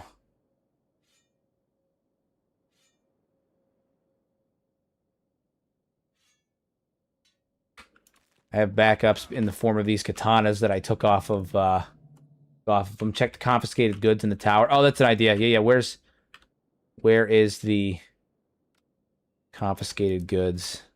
Check general storage. Check barrel small. No, I think it either despawned or one of them has it. One of them has it. Yeah. Oof. Oof indeed. We haven't even gotten to Asada yet. She's gonna be a fucking beast. It's alright, go help Griffin. He needs backup. He's going, though. He's going. He's moving a little slow with that weapon. How much strength does it require? 28. He should be able to use it, right? Oh, no, his strength is down. Why is his strength down? His injuries. His injuries. Because he should be able to use it. He needs 1.44 strength times 40. Oh, no, yeah, he needs a lot more strength than this to use that thing. Okay, well, it is what it is. I saw it on the floor. It had to have despawned. Enemies don't pick up ground weapons. Yeah, I think it despawned. How frustrating. Goddamn. It's alright. Keep going. Back him up. We'll use what we have at our disposal. We'll use what we have.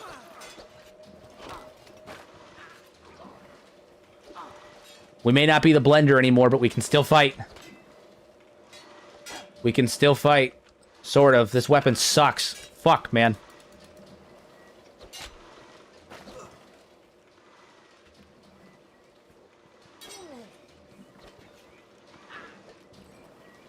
Yeah, dude, Rielke can't get up, dude. He just keeps going down. Oh, my God.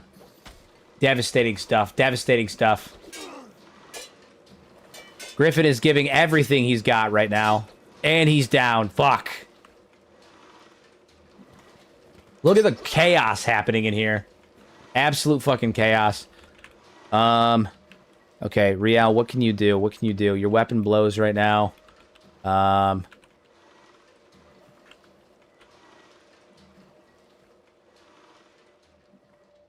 Holy flame. I'm confused why it spawned, because I dropped some of this stuff before I dropped that blade of more. Oh, wait. No, it's down here. It's down here. It's down here. I found it. Oh my God, I wasn't going down far enough. Go get it, you bastard. Go get it. Go get that sword. Go get it.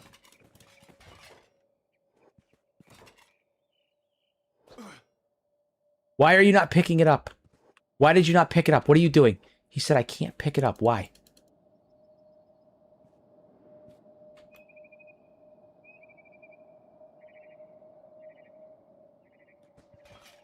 I can't pick it up. Why? What is the reasoning? I can't pick that up. Yeah, I don't know why. I don't know why I can't pick it up. I may have to fix it and spawn him in a new one, because it's physically in front of me, but it's not letting me pick it up. Inventory space, but it should go straight to his weapons. It should go straight to his weapons.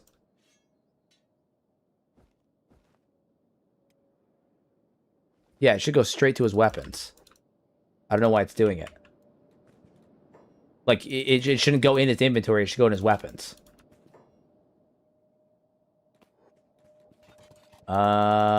Interesting. Vertical. Oh, maybe it was stored vertically. Hold on. That's an idea. You're smart. You're so smart. Maybe it was stored vertically. Okay, hold on. There we go. Ah, you smart bastards. Ah, there we go. It's because I had it vertical. Okay. Get up here. Help out. You're a blender again. Be a blender. Be a blender.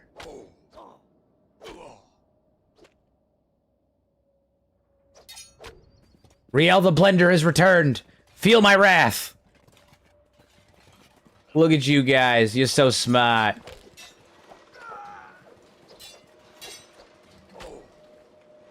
Ow, and he's unconscious again. Fuck.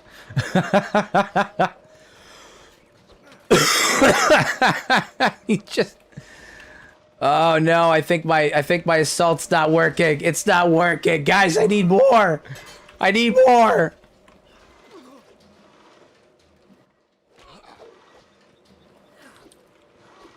Don't let this be the end. Oh god.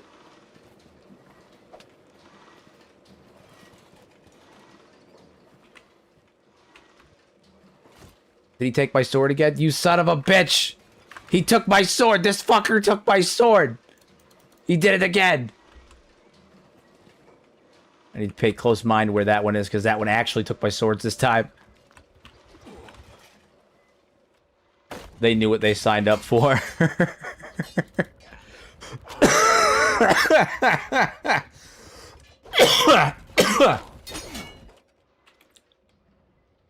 Oh my god. They took my thing! Alright, I need to keep a close eye on this Shek named Mackenzie. Oh my god. None of them will die, they'll all get imprisoned. It's true. It's true. Prison break's coming. It's coming, it's gonna come fiercely.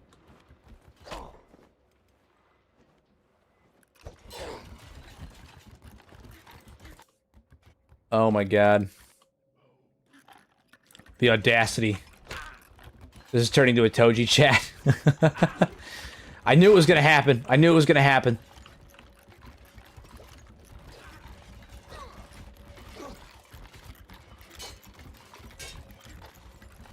Oh, we flew too close to the sun. Where's that Mackenzie fiend? Is that Asada? Oh, fuck. Asada has joined the chat. Asada has joined the chat.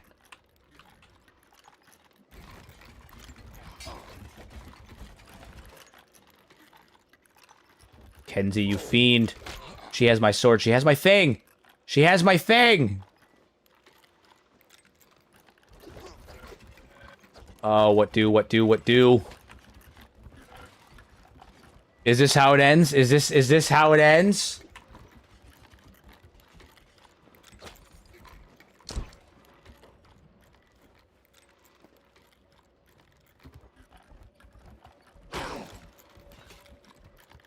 Oh, how the mighty have fallen. He was a blender. He was a blender.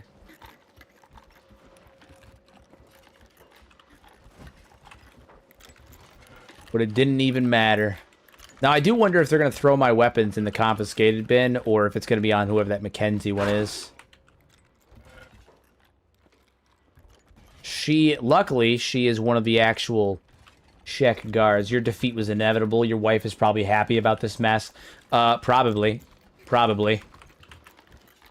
Probably. Oh my god, no. The raw devastation that is incurred. We're too weak right now to do anything.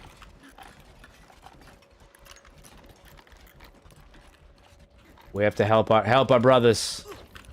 We have to help our brothers.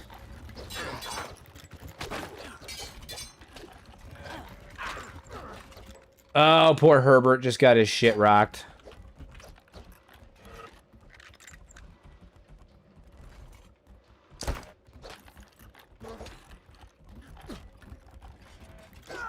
Do this. We can do this. Wife stream tomorrow. She's nervous. I hope she's very nervous. Oh, man. No, my wife doesn't really know much about Kenshi. She doesn't know much about Kenshi. You'd think that she would know more just because of how much I talk about it, but it's just not something that she's like super interested in. She listens to me talk about it, of course, because she's my wife and she's a nice lady, but you know, she yeah, we're not gonna pay for her. Watching the stream is a huge confidence boost for her. Oh yeah, listen, this is part of it. We all suck. That's the thing. That's the thing. We all suck. Herbert, no. You need to focus on, I don't know, not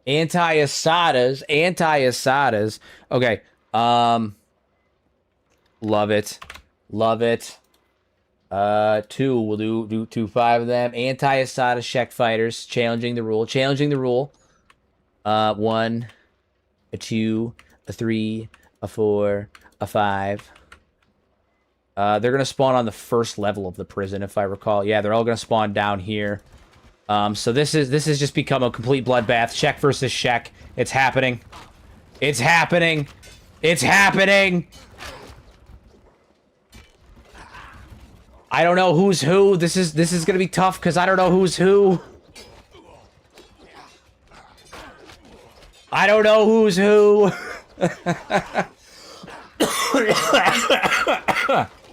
Oh god, I'm dying.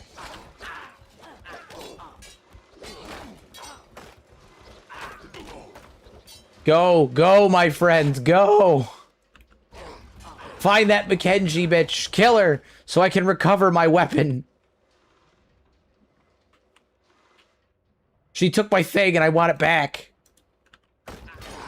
I mean, Anti-Asada or Shek are still against you. That's fair. That's fair. I probably should have thrown them as Krull's chosen now that you say that, but I didn't.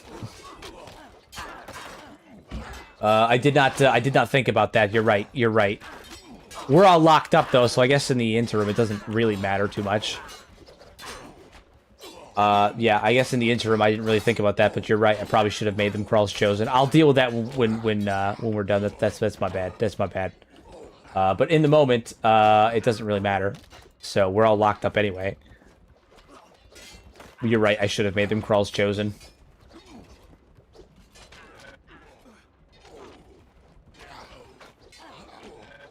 Flying Bull saved hero. It's canon. Now it's happening. You wish. You wish. Let's see if they actually manage to survive this. This is crazy. This is crazy. It happened. Daddy's home. What I need to see is if we find the body of that one Shek. Kaylin. Nope, not her. Not her. It's Mackenzie. She's got a shell. She's a 100 Guardian. There's a 100 Guardian by the name of Mackenzie, and she has my thing. She has my sword. And I would like it back.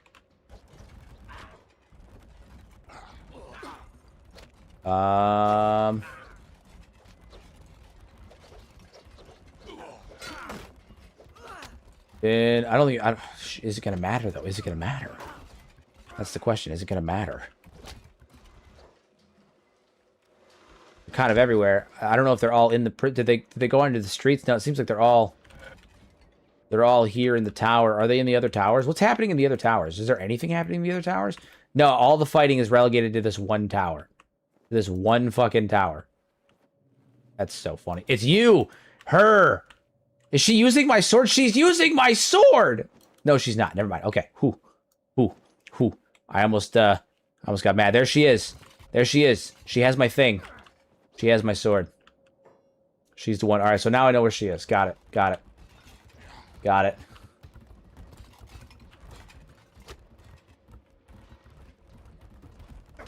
Okay. Ah, fuck. I think the entirety of the Shek that got spawned, I think they got wiped. I think they got wiped, guys. Oh, my lord.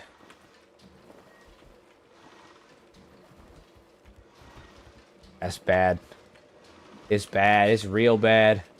Hero, a true Holy Nation Paladin wouldn't have been so careless to get whipped by a bunch of narcos spawn and you lost your weapon. Maybe go beg her for it. That's what you want, isn't it? That's what you want, isn't it?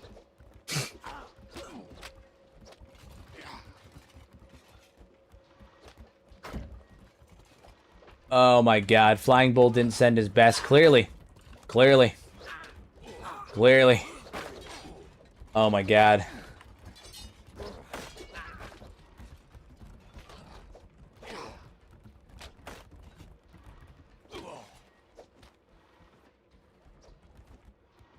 Start picking locks, man. Start picking locks.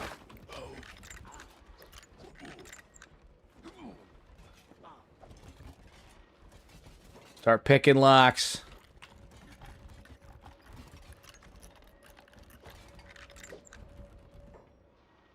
Who else? Who else is there? You're one of us. Riff Raff. Okay. Riff Raff, can you pick that lock? Yeah, pick that lock. Pick that lock.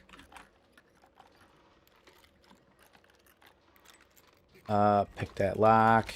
Ely. Oh my god, it's so bad. They were too hungies to fight effectively. It's so bad.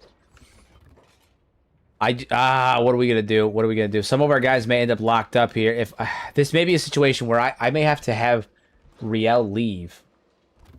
I may have to have Riel like run, go to the Phoenix, and requisition a rescue party for everybody here, because this shit is bad. This shit is real bad. Why are you trying to be a martial artist, man? Pick up a weapon. Come on. Look at him. Look at him just like duck and weave. Duck and weave. Real bad. Real bad. Don't worry, guys. I have a good feeling about this. Got a good feeling about this. Got a good feeling. Ask Daddy for help. Kind of. Kind of. Papa Phoenix, please send aid. Please send your aid, Poppy Phoenix. Oh my god. Oh my god. Say he's gonna laugh his ass off at you and never let you live it down. Listen, we took Squin. We destroyed Squin. We ripped through them like it was butter. Like it was nothing.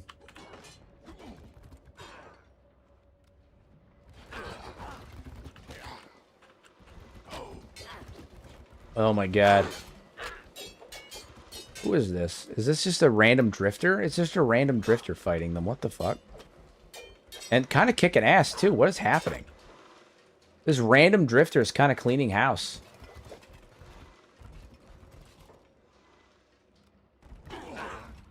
Why are the drifters fighting the Shek? What? I'm not complaining, but the fuck?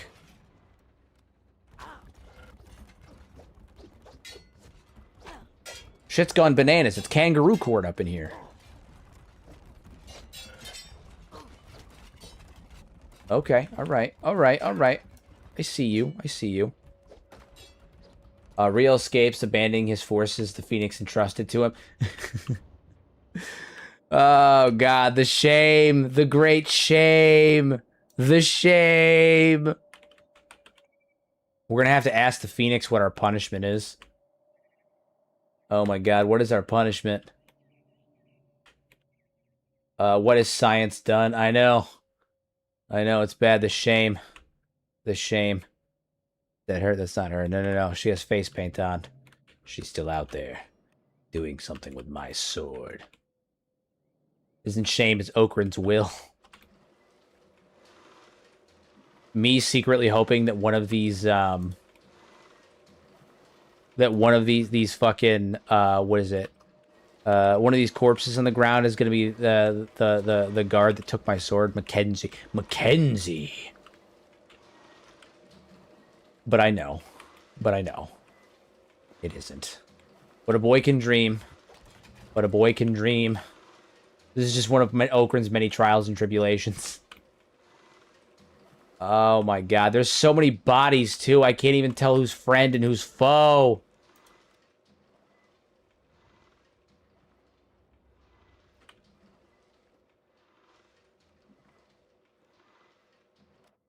Up here we got a couple. Marisol. You. There she is. That's her. That's the one. That's the one. She's got my sword. She's got my thing. She's got my thing.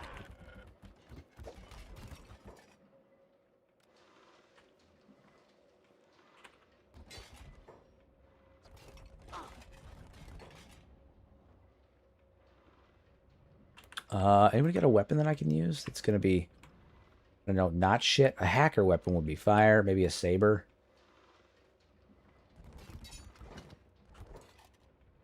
Grab that.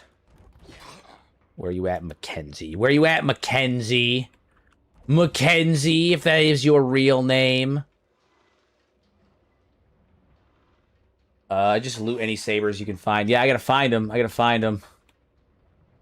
But that's the saber that Daddy gave me, kind of. Yeah, you know, kind of. Yeah, that's what it is. That's what it is. It was entrusted to me by Poppy Phoenix, and you've besmirched me by taking it. I would like it back, please. May I have it back, please? Big please.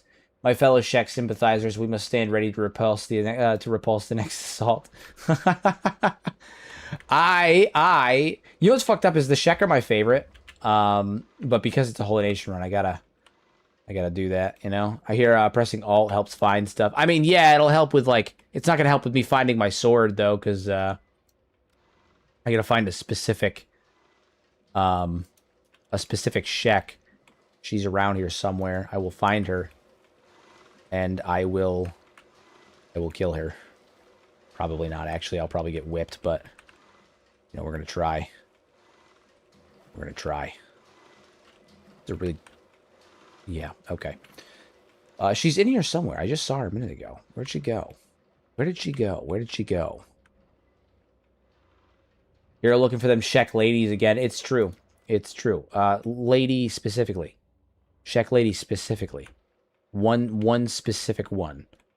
I gotta find her. Gotta find her. That's Marisol. Did she like run back to the other tower or something? I don't know. We gotta move. We gotta move. We don't have time for these kinds of shenanigans. She's out there. Wielding my sword. Wielding my sword. Is that her? No, it's not. Damn.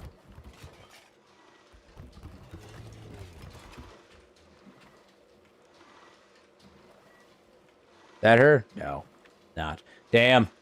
Damn, yeah, there's so many bodies. Strela.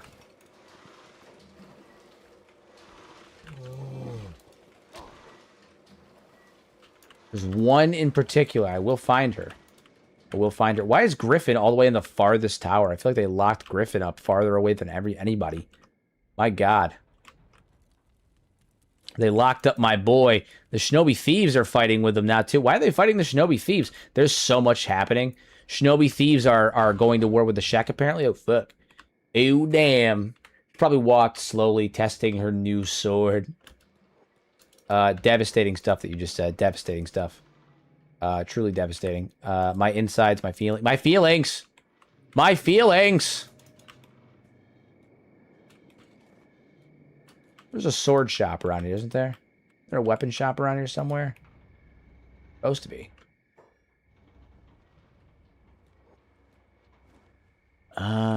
Is it here? I think it's here. Yeah, let's run in there. We can get a gotta get a saber.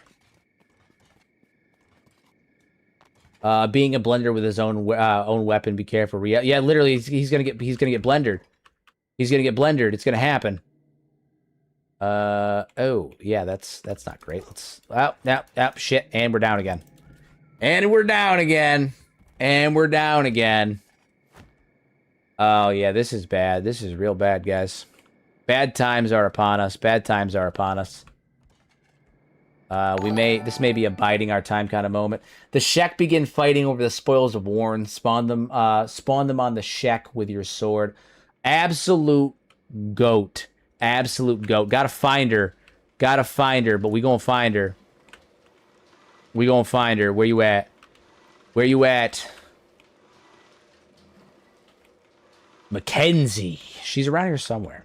She's around here somewhere. I had her just a minute ago, too. I think that's the thing that kills me about this right now, is I had her in my sights a minute ago, and now she's just gone. I know she's around, because she's part of the 100 Guardians, right? So she's one of the ones that are actually stationed at the city. Lord Banana fucking goat over here. Love it. We're gonna find her. We're gonna find her. She's not one with a face mask. She's got some kind of face paint on. Some kind of face paint on. I know she's not one of the corpses on the ground too, because she had almost full health. All this to find one Shek at a sea of angry Shek. I hope she's outside somewhere. That would be ideal. That would be ideal. That'd be most ideal. Most ideal. Banana is ruining my hero torture. Stay it. Whose side are you on?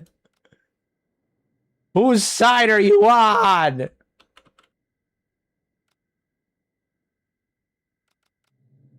Wearing purple, wearing samurai pants. She's purple, wearing samurai pants.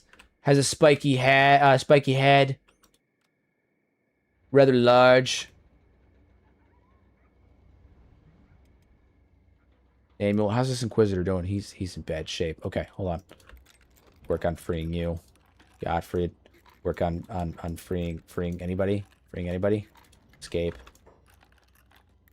Not skilled enough. Goddamn. Okay, that's fine. Continue to look. I think she might be fighting the Shinobi Thieves. Hold on. She might be fighting the Shinobi Thieves. I'm on the side of the Lord Phoenix, and you let him down. Oh, God. Oh, God. Is it her?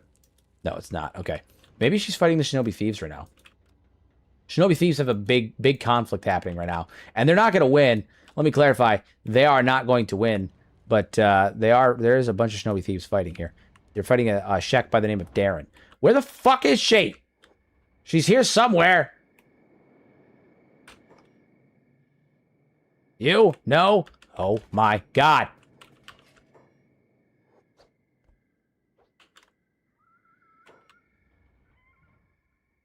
Where did she go? She's around here somewhere. Is it you? Ander? No. Faith? Goddamn Faith. She down here? Oh, she might be. Hold on. She was on the roof of the police building. Yeah, she was, and then she ran down, and she's not there anymore. I think she's down here now. I think she might be down here now. I'll recognize her. She's got that fucking face paint, man. She's got that face paint, man. She's identifiable if I can find her. If I can find her. Not her. She's got the shawl. Where you at? I know she's around here somewhere. Mackenzie was able to happily retire, having pawned an irreplaceable artifact of the Holy Nation. Yeah, literally. She took my thing!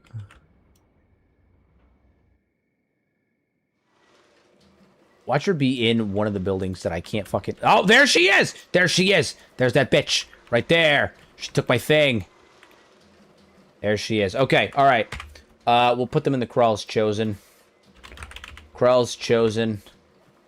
We got a fiver. Boomski. We got a fiver. Where are those band of... Krall's Chosen? Krall's Chosen? Krall's Chosen? Where did I put those as a band of bones? Fivers, band of bones? 10 band of bones. Ain't gonna help. It's fine. It's fine. It's fine. Ow, fuck. I don't think...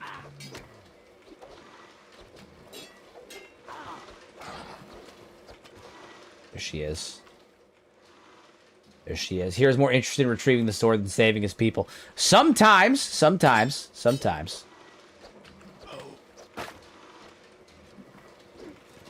Oh, yeah, that did not go well. That did not go well.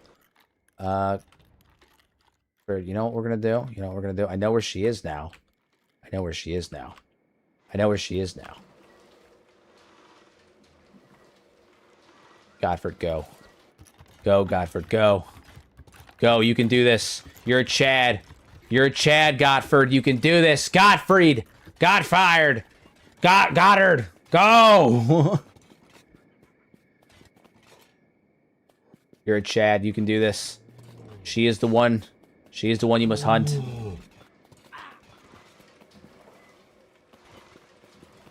Go, good buddy. Go.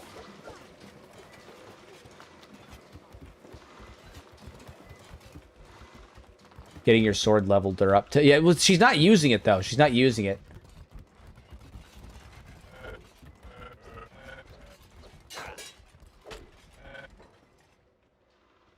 He's been damaged.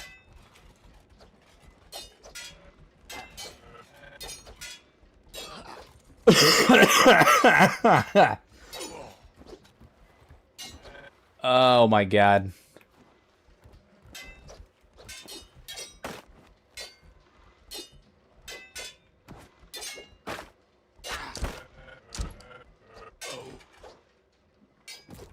Oh no. No!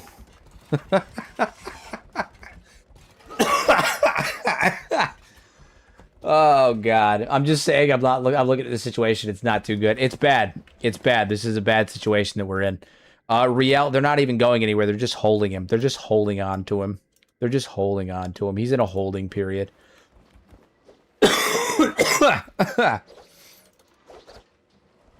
Oh yeah, this is not good. Not good. We're on 20 times now. It's 40 minutes past stream. You can tell heroes invested. Things have happened. Things have happened. That lock, Cassius. Yell. All right. Picked. Riff Raff. You can escape whenever you need to. Bert picked that lock. He's unconscious. God damn it. What would be truly evil is if the Shek attacked the Silver Citadel while all those were away fighting. They are on the way there, and they may even actually already be there. Yeah. Let's pop back and see how that's going.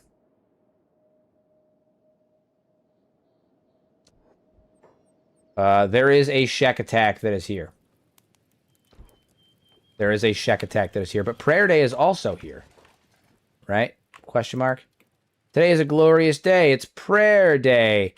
And saying, do you have a copy of the Holy Book? Oh, thank fuck you do. Thank God. It's bad.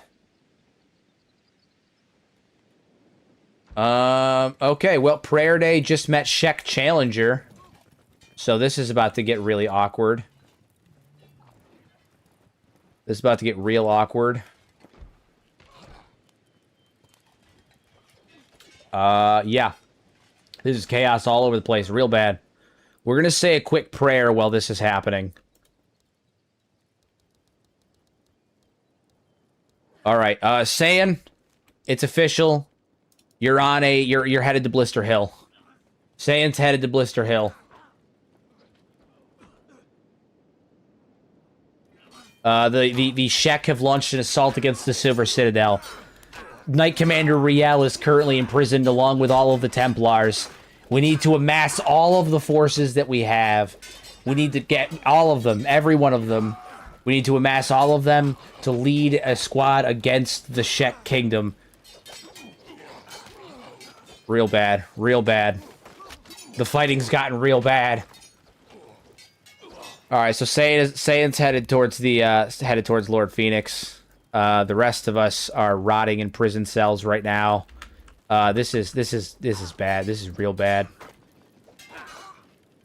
Real bad.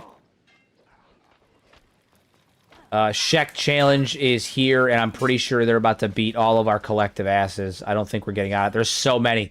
There's so many. Holy fuck, there's so many. Oh, God. Oh, God. The Citadel's falling. The Shek... Oh, my God.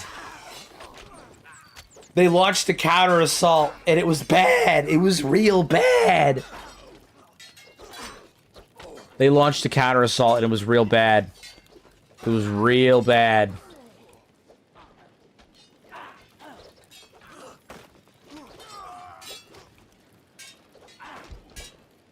Saiyan's gonna have a bitch of a time explaining this.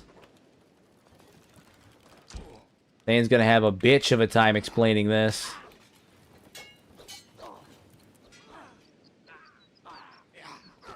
This really is Toji. Yeah, this has gone into a direction I never even imagined. Can you imagine being a Prayer Day guy? You're just walking around, spread the good word, and you see the absolute clusterfuck. Yeah, you're just walking around trying to do normal Prayer Day things, and all of a sudden the fucking horde of Shek show up. Oh my God. Yeah, so, Saiyan's gonna have a hard time explaining this to the Phoenix. Saiyan's gonna have a real hard time explaining this to the Phoenix. Alright, so I think that the forces of the Holy Nation that were at the Silver Citadel managed to hold them off. But still, this is devastating. Ooh. I like the narrative shift that this story has taken. Yeah, the narrative shift that this story has taken is absolutely wild. Saiyan's on his way to Blister Hill to requisition the Phoenix for reinforcements.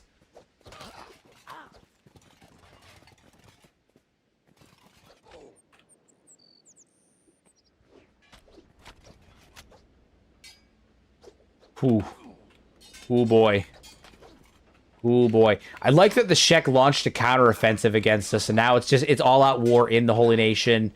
AdMag's a bloodbath, like... This is what I imagined the Shek Holy Nation conflict would be like, to be honest with you. This is what I imagine it would be like. Absolute fucking chaos. It's a full-on bloodbath. Oof. Oof. Oof. Alright, Saiyan is headed to Blister Hill. He's almost there. Check on you guys. He's still being held. Yeah, Riel is literally in suspended animation, basically. Because these guys aren't putting him down. Same with Griffin. I think he's just on the... Yeah, he's in a recovery coma. Real bad. Real bad.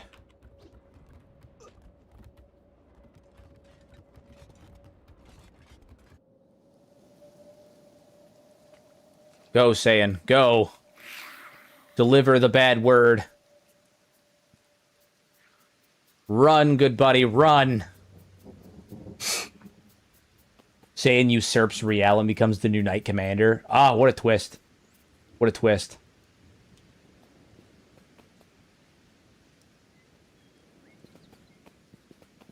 What a twist. I'm curious as to what the Phoenix's reaction is going to be, right? Like, that's the big thing for me, is I'm really curious as to how the Phoenix is going to respond, right? Like, what is the response going to be to all of this? Can the game handle this many bodies? I can have upwards of on the screen actively fighting at the same time about 360, 370 before it starts to really get bad. With my setup and hardware and everything, before like I start to lose frames, and even then it's not unplayable. Unplayable is when I get to like 500-600 plus.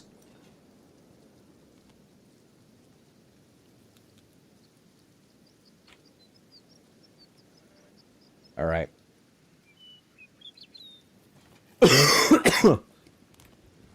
Okay.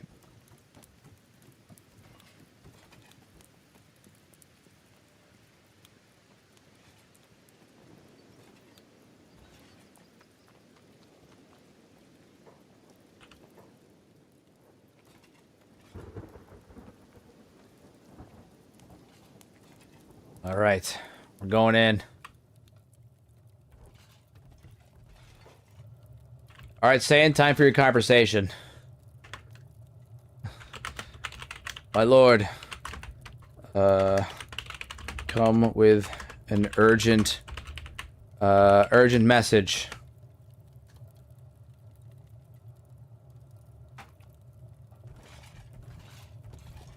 I recite Ozai's speech to Azulon.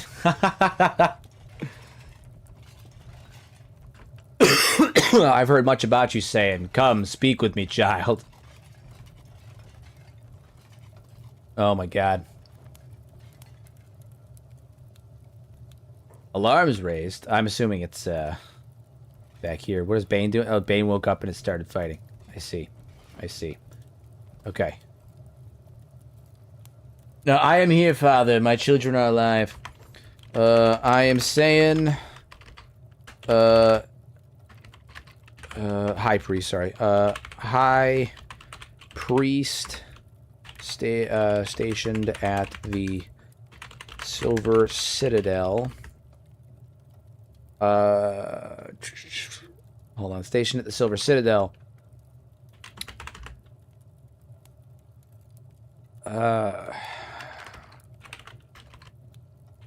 I have news from the front lines regarding the with the Shek. Knight Commander Riel led an army to take Squin an AdMag. Squin fell, but AdMag proved to be difficult. Riel and his men, some 50 strong, up and held prisoner. Help prisoner, help prisoner. Additionally, the Shek have launched several assaults on our lands and attacked the citadel. The Shek have taken the champion of Okran. This is a blow to the faithful. We must send a force to AdMag at once, but we must be cunning. They will expect a frontal assault. Citadel need to send reinforcements immediately to save them. This is bad. This is bad. This is real bad. Real bad. Real Lord Phoenix, we were coolly beaten to submission by a few Shek girls. By a few Shek Dami mommies. Frontal assault is the only way you can conventionally attack AdMag, silly AI. Send a force with me to rescue the Knight Commander.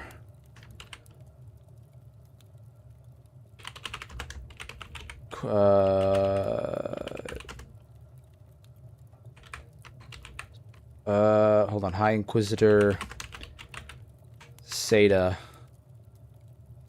and his men, perhaps.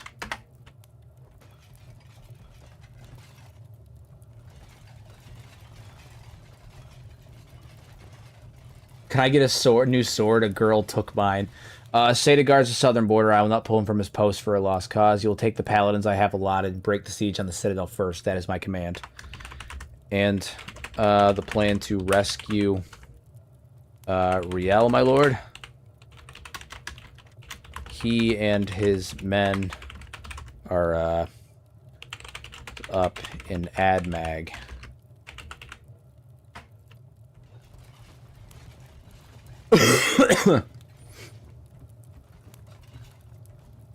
Wait for it, wait for it. What's he gonna say? The Shek will kill them or ransom them. Your task is to hold the citadel. Do not question the divine strategy again. Oh, damn. Oh, damn. Oh, damn.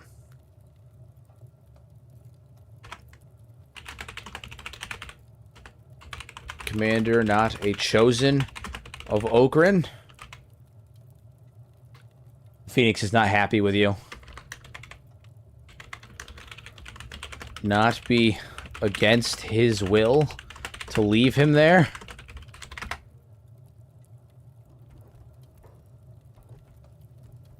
Don't get me killed by holy fire. I might. I might.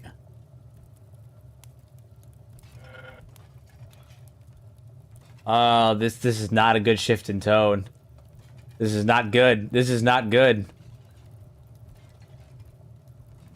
The Lord's will is not for you to interpret. Your orders are clear. Defend the citadel. The fate of the Knight Commander is in Okran's hands now. He abandoned me! He abandoned me! Oh my god!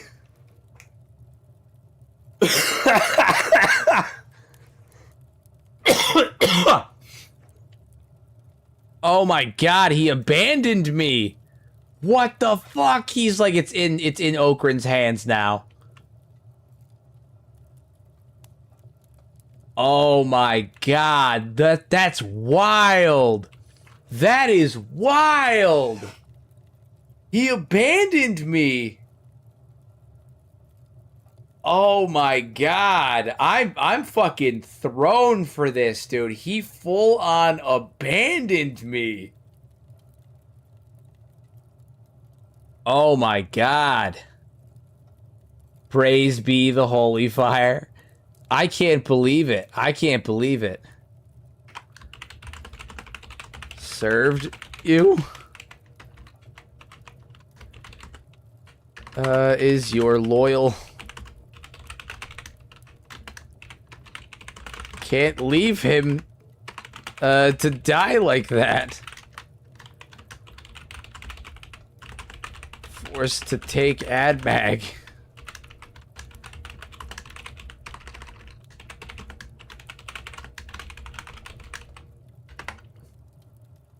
Oh my god. You overstep your station, High Priest. The Knight Commander's sacrifice may be what Okran demands to prove our resolve. Do not confuse loyalty with questioning divine will. Oh my god, dude. What is this? What a shift. What a shift. Oh my god, this is nuts. This is nuts.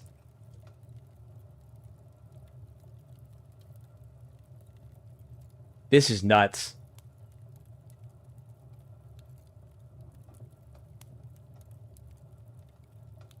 I'm at a loss of words right now, dude. What the fuck, man? This is crazy. This is supposed to be my Holy Nation playthrough, and it just shifted hard.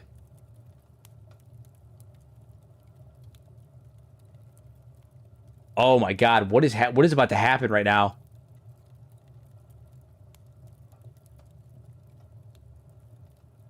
Oh my god, what well, I'm at a loss. What are we gonna do?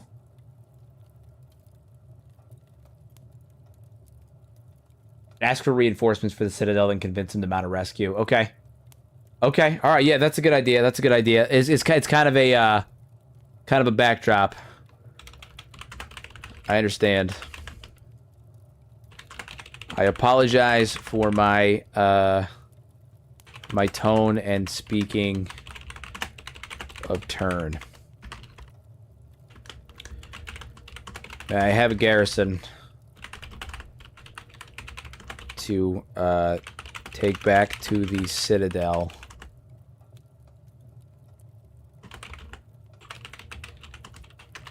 To hold it in in the Knight Commander's absence.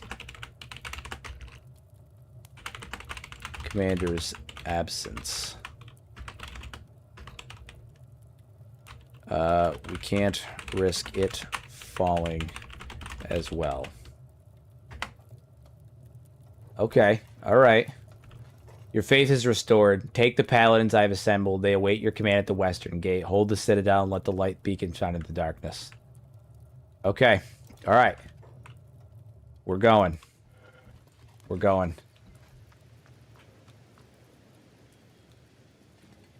Dude, that's crazy. The Phoenixes decree the Knight Commander's fate be to be a lesson of the fate. Oh my god. It's in the rumor system now, too. Leaving 50 holy warriors to rot in Shet cages while his own paladins fortify a distant fortress. Dude. I heard rumors. They say the Knight Commander's own men question his capture. That his faith faltered. Oh my god, dude. What is happening? What is happening? Everyone's he was in charge. He was the Knight Commander, and now everyone's like, "Yo, I heard that the Knight Commander is gone. Like I heard his own men are starting to question what happened. Like, oh my god, what is going on? This is a wild turn. Wild turn.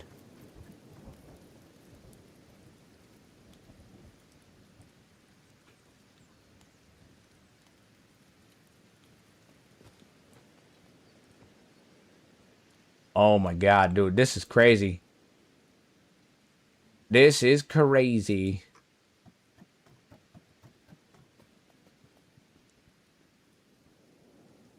You might have to eventually turn. I feel like this just took a dark turn. This just took a dark turn that I was not expecting. I was not expecting. This, you know what? You know what? I'm going to be honest with you. I think this is season 2. I think we just started season 2, guys. I think we just started season 2. I don't see any way that this can continue as the Templars of Light. I think this just turned into something completely different. Completely different. It went from we are the Templars of Light to something completely different. Hero got beat up by Dami Mami so badly it caused a religious and constitutional crisis within the Holy Nation. Literally, literally, this just became so. This is the Great Schism. This is season 2, guys. Holy shit, wild stuff. Okay, return for tribute on the way to the Silver Citadel. What? Tribute? Shet Kingdom coming for tribute here now too? My god. My god.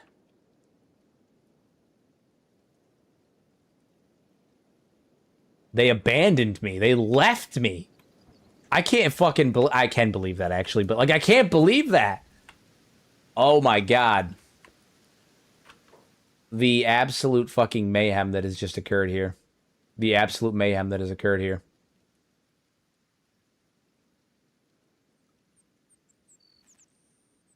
All right, so he gave Saiyan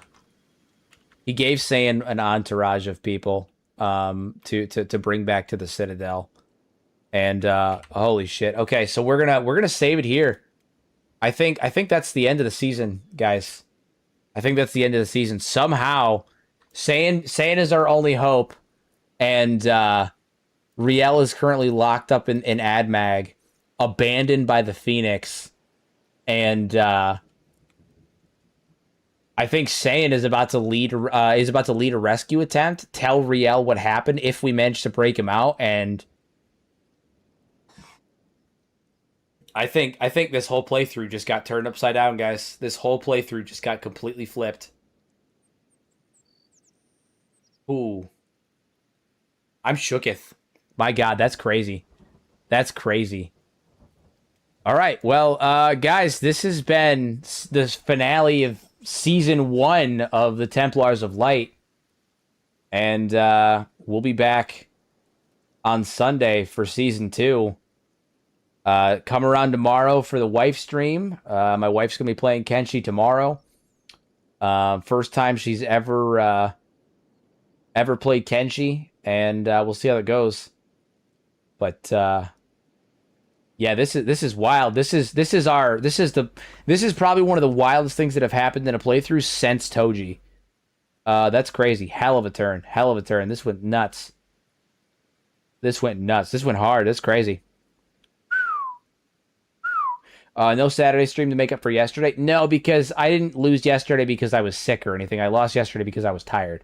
Like I hadn't slept in days, so I needed to sleep in. And so if I stream Saturday, I will not be able to. I'll not. It kind of defeats the purpose. Plus Saturday's date night with the wife, and I even though I work from home, and I have a lot of flexibility in my schedule.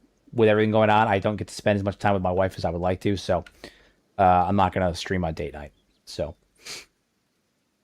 anyway, yeah, guys, crazy plot twist. Things got dark. Things got real dark. I'm going to have to come up with a new title for it. That's crazy, man. Holy shit. Holy shit. Okay, guys.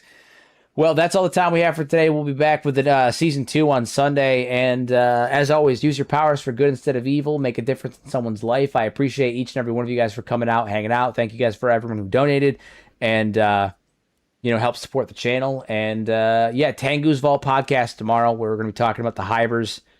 Yeah, what the fuck? I'm at a loss right now. I'm mentally at a loss right now. This is crazy. I just wanted to fuck with Hero. Never could have expected this outcome. That's the cool thing about the combination of Sentient Sands and the Dono Spawns. You just took an entire playthrough and turned it into something that I never would have saw coming. I never saw coming. Crazy stuff. Crazy stuff. See, I have as little control over these roleplay scenarios as anyone does. I have very little control over what happens with them. Holy shit. Wild stuff. Okay. Well, yeah, I'll see you guys tomorrow for the wife stream. Hope to see you there. Bye. Oof, plot thickens.